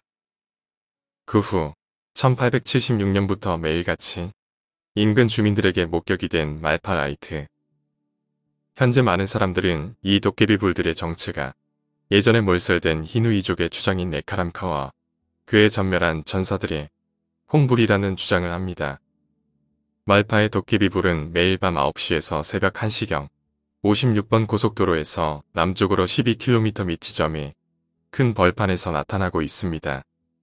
이 도깨비 불의 특징은 만약 멀리서 사람들이 이 불을 구경하고 있으면 그 사람들의 무리를 쫓아와 모든 구경꾼들을 멀리 도망가게 한다고 합니다. 실제로 1988년 말파 라이트는 말파시에서 꿈에는 완전 가짜다 라고 주장하던 피닉스 주의 카일 모리슨 씨는 남들이 다 도망을 간 뒤 혼자 자신의 자동차 트렁크 위에 올라가 앉아있다가 멀리서부터 빠른 속도로 날아오다 끝내는 자신의 머리 위로 올라온 말파 라이트를 보고 그 자리에서 실신을 했습니다. 우리나라의 도깨비불 전설은 현재 신화와 전설을 통해 수천여 년을 내려오고 있습니다. 우리나라의 전설에는 정상적으로 죽은 사람들은 저승으로, 그렇지 못한 사람들은 하늘 가지고 이승에서 떠돈다는 개념이 있습니다. 우리나라 전설같이 말파시에서 나타나는 도깨비불은 한이 맺힌 인디안들이 혼이 이승을 떠돌고 있는 것이 아닐까요? 미스테리한 특정 패턴의 숫자가 보이는 사람들의 이야기. 1996년 비즈니스를 위해 미국의 뉴욕주를 방문하여 일주일간 호텔에 머물던 프랑스인 안드레르 파셋은 잠을 자다 몇 번씩 악몽을 꾸고 일어나게 되었습니다. 매번 일어날 때마다 시각이 7시 17분이었던 사실을 알게 된 그는 4일간 계속된 악몽에 시달리다 5일째 되던 날 자신의 주위에서 모든 번호들이 717로 보이기 시작하는 괴이한 현상을 체험하였습니다. 식당에서 밥을 먹고 나올 때 7달러 17센트를 거슬러 받고 택시를 타고 세미나에 도착하니 그 요금이 7불 17센트였습니다. 그리고 비행기표를 사려 했을 때 7시 17분이었던 사실을 알게 된 그는 비행기를 타고 프랑스로 돌아갈 날짜가 7월 17인 사실을 깨닫고 흥미를 느꼈으며 표를 사려던 도중에 자신의 앞에 있던 사람이 같은 날 같은 시각에 표를 사고 돌아서다 자신과 눈이 마주치는 것을 보았습니다. 순간 등에서 소름이 끼치며 앞에 서 있던 사람이 괜찮냐고 물어볼 정도로 떨고 있었고 이상한 기분에 표를 끊는 걸 포기하고 미국에서 3일을 더 있기로 마음을 먹었습니다. 7월 17일 호텔에서 뉴스를 보고 있던 그는 파리행 TWA809가 공중에서 폭발을 하여 탑승객 전원이 사망을 하였다는 뉴스를 접하였고 무언가가 느껴져 비행기 스케줄을 확인했는데 자신이 타려고 했던 비행기가 TWA809였다는 사실을 알았습니다. 영국의 런던시에 거주하는 맥키니스는 어려서부터 주위의 사람이 사망을 할 때마다 사가 반복되는 숫자 패턴을 목격하였다고 합니다. 거스름돈, 우연히 본 시간, 그리고 앞에서 운행하고 있는 자동차의 번호판 등에서 연속된 444를 보게 될 때면 자신의 주위에 있는 누군가 죽는다는 것을 알고 있었습니다.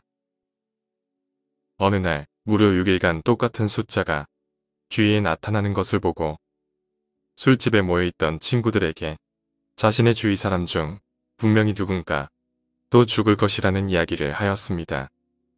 그 후 집으로 돌아가 혹시 이번에는 자기가 죽는 게 아닌가 하며 떨고 있던 친구들은 다음날 아침에 맥이 밤새 술을 먹고 운전하다 저수지에 빠져 사망을 하였다는 소식을 들었고 숫자를 통해 자신의 죽음을 미리 암시했던 맥은 주위의 많은 사람들을 놀라게 하였습니다. 특정 숫자 패턴을 계속 목격하는 현상이 장래의 불길한 운명을 암시한다는 말은 과연 사실일까요? 사실이 아닐 가능성이 높은 세계 미스터리 음모론. 첫 번째 외계인 기지 51구역. 세계 10대 음모론에 51구역이 빠질 순 없겠죠. 미국 네바다주에 위치한 에어리어 51은 민간인의 출입이 제한된 군사기지의 일부입니다. 미확인 비행 물체 추정자들에 따르면 미국 정부는 UFO 복제를 조건으로 외계인이 이 지역을 마음대로 드나들 수 있도록 허용하는 모종의 협약을 맺었다고 합니다. 이들은 또 이 기지의 존재를 미 정부가 부인하는 것은 외계인의 존재를 은폐하기 위한 음모라고 주장했습니다. 그리고 현재까지도 51구역에서 UFO 형상을 목격했다는 사람들도 많이 있죠. 두 번째 엘비스 프레슬리 생존설. 로큰롤의 황제로 한 시대를 풍미했던 엘비스 프레슬리. 1977년 세상을 떠났지만 높은 인기를 반영하듯 사망 후에도 갖가지 설에 휩싸였습니다. 대표적인 것이 생존설입니다. 각박한 연예계 생활을 견디지 못한 그가 사망을 가장해 대중의 눈앞에서 사라졌으며 은거 후 자유로운 삶을 즐기고 있을 거라는 음모론입니다. 실제로 미국에서는 엘비스 프레슬리임을 자처하는 이들이 심심치 않게 등장해 대중의 관심을 끌기도 한다고 하네요. 세 번째 아폴로 달 착륙 논란. 과거 소련과 미국은 서로 우주로 나아가는 과학력 경쟁이 치열했는데 우주 탐사의 주도권을 소련에게 빼앗긴 미국이 만회를 하기 위해 우주선이 달에 착륙한 것처럼 세트장으로 연출했다는 것이 아폴론 음모론의 골자입니다. 음모론의 근거로는 미 항공우주국이 아폴로 11호의 달 착륙 영상 중 극히 일부인 3.5%만을 공개했고 그마저 일부는 착색하거나 원형을 변조했다는 점이 제시된다고 하네요. 나사가 공개한 사진에는 성조기가 펄럭이는데 달은 진공 상태의 무중력 상태라 성조기가 펄럭일 수가 없다는 주장입니다. 세 번째 셰익스피어는 없었다. 셰익스피어의 실존 여부는 영문학계 최대의 음모론이며 이는 오래전 18세기부터 나왔던 내용이라고 합니다. 셰익스피어 작품의 실제 작가를 두고는 프란시스 베이컨, 크리스토퍼 말로, 에드워드 드 베르 등의 다양한 설이 넘쳐나고 있으며 엘리자베스 영국 여왕에 숨겨진 사생아가 셰익스피어란 필명으로 활동했다는 주장도 나왔습니다. 학계에서도 이 논란에 관심을 갖고 셰익스피어 미스테리 해결에 나섰다고 합니다. 5번째, 다빈치 코드 음모론의 결정체. 전 세계 독자들의 폭발적 반응을 이끌어냈던 댄 브라운의 베스트셀러 다빈치 코드. 예수의 생애와 성배의 실체에 대한 의문을 스릴러 형식으로 풀어간 이 책은 레오나르도 다빈치의 작품 최후의 만찬을 모티브로 예수가 막달라 마리아와 결혼해 아이를 두었으며 그 후손이 오늘날에도 생존해 있다는 설정으로 커다란 논란을 불러일으켰습니다. 6번째, 파충류 지구 지배설. 미국 대통령 조지 부시를 비롯해 세계를 이끄는 지도자들은 인간의 피를 빨아먹는 외계인 파충류가 둔갑한 것이라는 기괴한 음모론도 있습니다. 최초로 이 음모론을 내놓은 영국 소설가 데이비드 아이크는 세계가 일루미나티라는 비밀 조직에 의해 운영되고 있으며 이 조직을 조종하는 세력은 파충류 외계인이라고 주장하고 있다고 합니다. 7번째, 에이즈 음모론. 에이즈, 후천성 면역결핍증은 특정 지역의 인종을 몰살시키기 위해 일부 과학자가 만들어낸 질병이라는 주장입니다. 실제로 미국 흑인들 가운데 상당수는 미 정부 과학자들이 흑인 사회를 통제하거나 없애버리기 위해 이 병을 만들어냈다고 믿고 있는 것으로 조사되기도 했다고 합니다. 다큐에서 보면 선천적으로 에이즈의 완전 면역인 종족도 있다고 하더군요. 8번째, 존 F. 케네디 암살 배후는 마피아.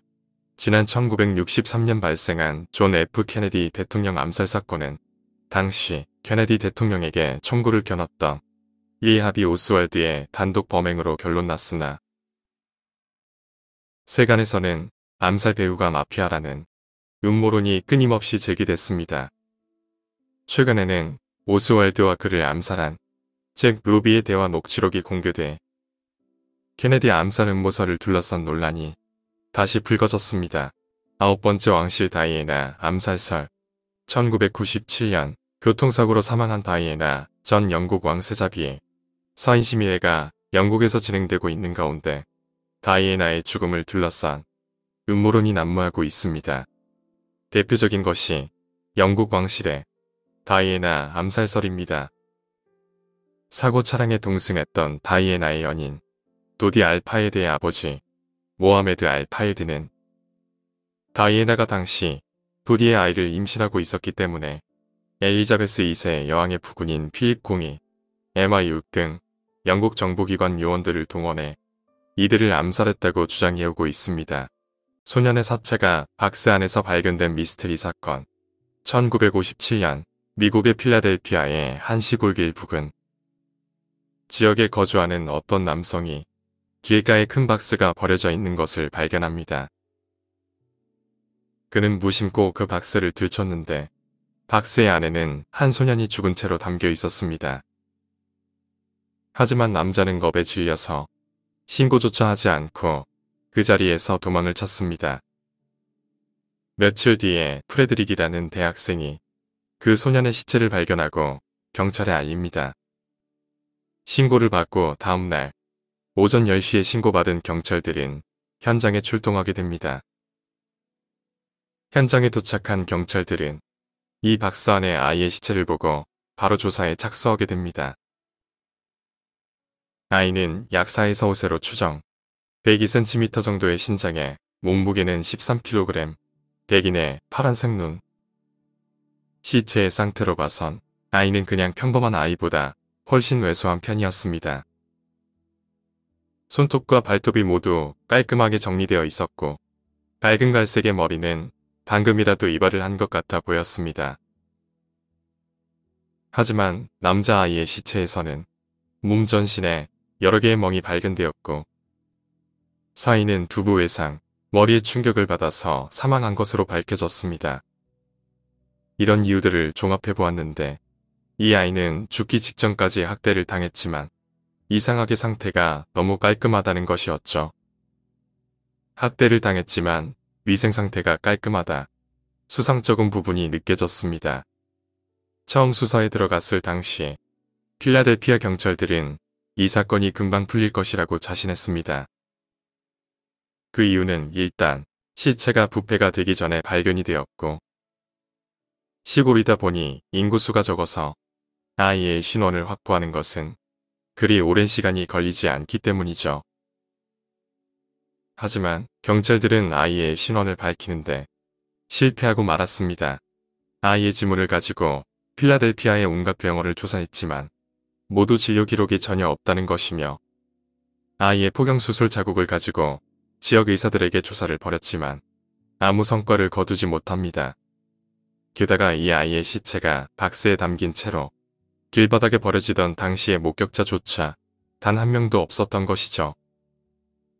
그래서 경찰들은 현장에서 발견된 상자와 그 상자 안에 아이를 감싸고 있던 담요, 그리고 주변에서 발견된 코드로이 재질의 파란 모자를 가지고 소미 유통업체와 제조업체들을 대상으로 조사를 벌이게 되지만 이 역시 조사에서 단서를 얻는 것에 실패를 하고 맙니다. 아이의 몸 상태가 매우 왜소했던 탓에 소년이 죽기 전에는 1년 정도 발육이 더딘 것으로 영양 상태가 좋지 않았을 것을 밝혀내면서 유괴범이 경찰을 피해 아이와 이동하던 중 살해한 것이 아닐까라는 추측도 있었지만 유괴범이 아이를 납치하고 도주하면서 그 도중에 이발을 하고 손발톱을 정리한다는 것은 석연찮은 부분이었습니다. 필라델피아주는 물론 그 근처 주에서 이 아이를 조사하기 위해 노력을 했지만 결국 아이에 대해서 아는 사람은 나타나지 않았습니다. 수사를 지속해도 범인은커녕 아이의 신원조차 확인되지 않았던 것이죠.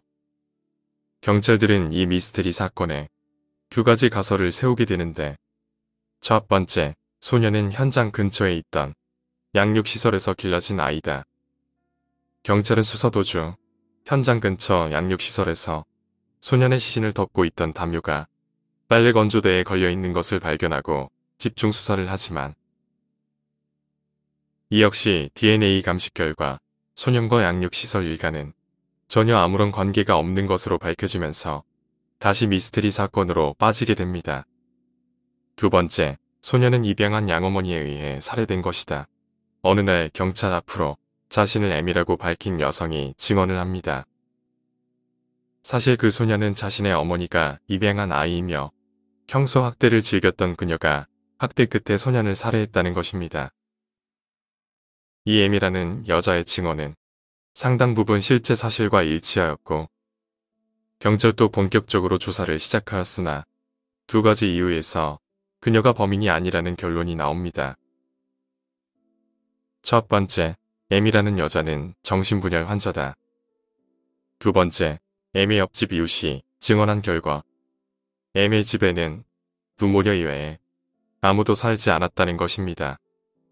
이렇게 필라델피아 미스테리 사건은 더더욱 미궁 속으로 빠져들게 되고 결국 아이의 시신이 묘지에 묻히면서 이 사건의 열기도 식어버리게 됩니다. 이 미스테리 사건은 그 어떤 단서조차 현재까지도 발견하지 못한 상태라고 합니다. 과연 이 소년은 누구이며 왜 죽었고 그리고 도대체 어디서 온 소년일까요? 진시황 시대 고대 중국과 외계 문명의 상관성, 중국을 통일하고 만리장성을 지은 뒤 엄청난 부와 영화를 누린 것으로 알려진 중국 최고의 황제 진시황, 불러초를 찾아서 공신을 한국에까지 내려보냈던 그는 현재 동양학을 공부하는 학자들에 의해 새로운 평가를 받고 있습니다. 그에 관한 새로운 평가란 진시황의 사기 곳곳에 등장하는 괴이한 물체와 그리고 요괴에 관한 기록 때문에 제기되기 시작한 연구에서 나타났다고 합니다. 1996년 일본의 교토통신이 발표한 연구 논문에 의하면 2000여 년 전 진시황은 본인을 인간으로 칭하는 사람들을 벌주었으며 진시황은 항상 자신을 신적인 존재로 불렀습니다. 그는 정권을 잡은 뒤 당시 중국 전체를 뒤덮고 있던 공자 사상을 없애는 데 최선을 다했으며 사람이 늙지 않는 방법을 찾는 괴상한 연구를 꾸준히 하였습니다. 우크라이나의 고고학자 크라피 박사는 약 2000여 년 전 진시황이 아무런 이유 없이 12개의 거대한 청동 거울을 건설한 것과 무거운 돌을 옮기고 제조할 수 있는 기적의 산발이에 관한 확실한 기록을 찾았습니다. 현재 사기에 남아있는 거울에 관한 자료에서는 진시황은 밤마다 달빛을 이용하여 자신의 고향인 우주를 향해 거울을 비추었으며 그는 자신의 동료들을 위해 지구에 있는 자신의 위치를 거울로 전달했습니다. 진시황이 약 2000년 전에 만들었던 것으로 알려진 기적의 산발이는 현재까지 알려진 고대의 기계들 중 가장 정확한 기록을 가지고 있습니다. 소유기의 손오공이 가지고 있는 여의봉과 같은 기능을 했다는 금속 산발이는 진시황이 큰 전쟁에서 승리를 하는 데 결정적인 역할을 하였다고 하며 만리장성을 짓는 데에도 큰 도움을 주었습니다. 하지만 진시황의 시신과 함께 땅속에 묻힌 것으로 알려진 기적의 산발이는 현재까지도 기록 외에는 작은 흔적조차 발견되지 않았다고 합니다. 한 사람의 힘으로는 불가능해 보이는 많은 업적을 남긴 진시황. 중국을 통일한 그는 혹시 외계의 문명과 연관된 인간이 아니었을까요? 반딧불이가 내려앉는 낚시터에서 벌어지는 일. 안녕하세요, 공포괴담입니다. 오늘은 낚시를 하던 중에 일어났던 이야기를 해보겠습니다. 그럼 이야기 시작하겠습니다. 일본의 키타토오쿠에 사는 어느 사람이 한여름에 플라이피싱을 나섰습니다. 어느 정도 낚시를 하다 보니 해가 져서 밤이 드리웠지요. 그래도 그날은 꽤 꿈틀꿈틀 입질이 오던 터라 고집 있게 낚시를 했다고 합니다. 그러던 도중에 탁 트여서 낚시하기가 좋아 보이는 곳이 나왔습니다. 오늘은 여기서 마감해야겠다 싶어서 낚싯대를 흔들자 갑자기 반딧불이가 우르르 날아와 흩날리기 시작했습니다. 반딧불이는 마치 수면에서 솟아나듯 날아다녀 강은 환상적인 분위기에 휩싸였죠. 이렇게 반딧불이가 많다니 신기한 일이라고 생각한 순간 강에서 사람 목소리가 들려왔습니다. 처음에는 귀 기울이지 않으면 잘 들리지 않는 정도의 크기였지만 서서히 그 목소리가 커졌기에 내용을 알아들을 수 있게 되었습니다. 아무래도 주변에서 작은 여자아이가 실종되어 그 아이를 마을 사람들이 지금 시간까지 찾고 있다는 내용 같았습니다. 내용은 오싹했지만 두려움보다는 호기심이 앞선 탓에 슬슬 낚싯대를 흔들며 계속 이야기를 훔쳐들었습니다. 마치 TV 드라마를 소리만 듣는 느낌이었다고 합니다. 사라진 아이의 엄마로 여겨지는 여자 목소리, 수색에 나선 마을 사람들 목소리라는 것을 분명하게 알아들을 수 있었지요. 끝내는 마을 사람이 오늘은 여기까지만 찾아보자고 라고 말하더랍니다. 이쯤 되자 눈에 보이지는 않지만 수색 활동이 눈앞에서 펼쳐지는 것만 같았습니다. 정말 무슨 다큐멘터리라도 틀어놓은 것처럼 음성만 수면에서 들려오는 것이었죠.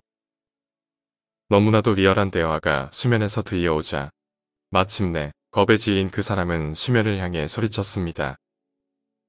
어떻게 된 겁니까? 누가 있습니까? 누가 없앤 겁니까? 그 순간 듣는 것조차 견디기 힘든 여자 비명이 울려 퍼졌습니다. 그 비명에 겁에 질려 그 사람은 낚싯대도 걷지 않고 강을 뛰어 달아났습니다. 세워둔 자동차와는 반대 방향으로 완전히 어두워진 길을 죽어라 달렸습니다. 근처의 집에 불빛 같은 게 보였습니다. 어쨌든 사람을 만나고 싶은 마음에 험한 길을 마다하지 않고 그 집으로 뛰어가게 됩니다. 죄송합니다. 누구 안 계시나요? 안에서는 구부정한 할머니가 나왔습니다. 목이 말라서 그런데 물 한 잔만 부탁해도 되겠습니까? 라고 말하자 할머니는 컵에 물을 따라 가져다 주셨죠.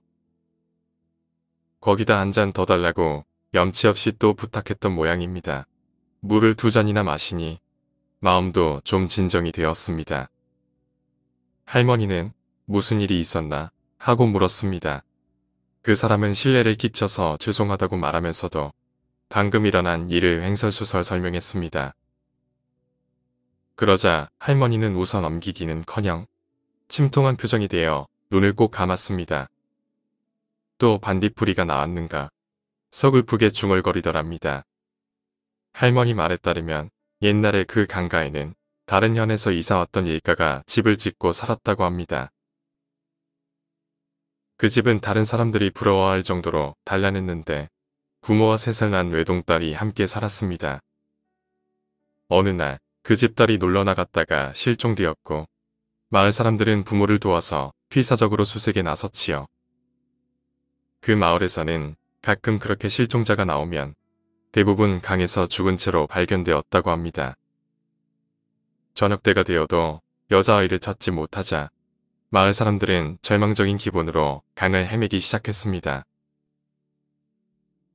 아니나 다를까 여자아이는 반딧불이가 날아다니는 강가에 엎드린 채로 둥둥 떠 있었지요. 마을 사람들이 차마 바라보지 못해 눈을 돌리자 아이의 어머니는 강으로 첨벙첨벙 뛰어들어 물을 헤치고 죽은 딸을 부둥켜 안았습니다. 그리고 듣는 것조차 견디기 힘든 비명이 울려 퍼졌다고 합니다. 결국 딸을 잃은 가족은 그 후 집을 팔고 어딘가로 떠나버렸다고 합니다. 그 후부터 그 강 근처에서 무서운 체험을 했다는 사람들이 생기기 시작했습니다. 한여름 저녁 반딧불이가 날아다니기 시작할 시간에 할머니의 말에 따르면 이 집에 새파래진 안색으로 뛰쳐들어온 사람은 처음이 아닌 듯 했습니다. 이야기를 듣고 나자 무섭기보다는 묘하게 애틋한 기분이 들었습니다. 낚시를 하던 곳은 강이 약간 구부러져 깊은 웅덩이가 생기는 자리였습니다. 강의 상류에서 누군가 떠내려온다면 시신은 분명 그 자리에 떠오르겠지요. 이야기를 다 풀어낸 뒤에 할머니는 괴로운 듯한 표정으로 집에 들어가서 2번 다시 나오지 않았습니다. 그 사람은 집을 향해 감사 인사를 전한 뒤 컵을 현관에 두고 돌아왔다고 합니다. 오늘 이야기는 여기까지입니다. 오늘 이야기는 무섭다기보다 너무나 슬픈 이야기입니다. 오늘 이야기가 재미있으셨다면 구독과 좋아요 부탁드립니다. 감사합니다.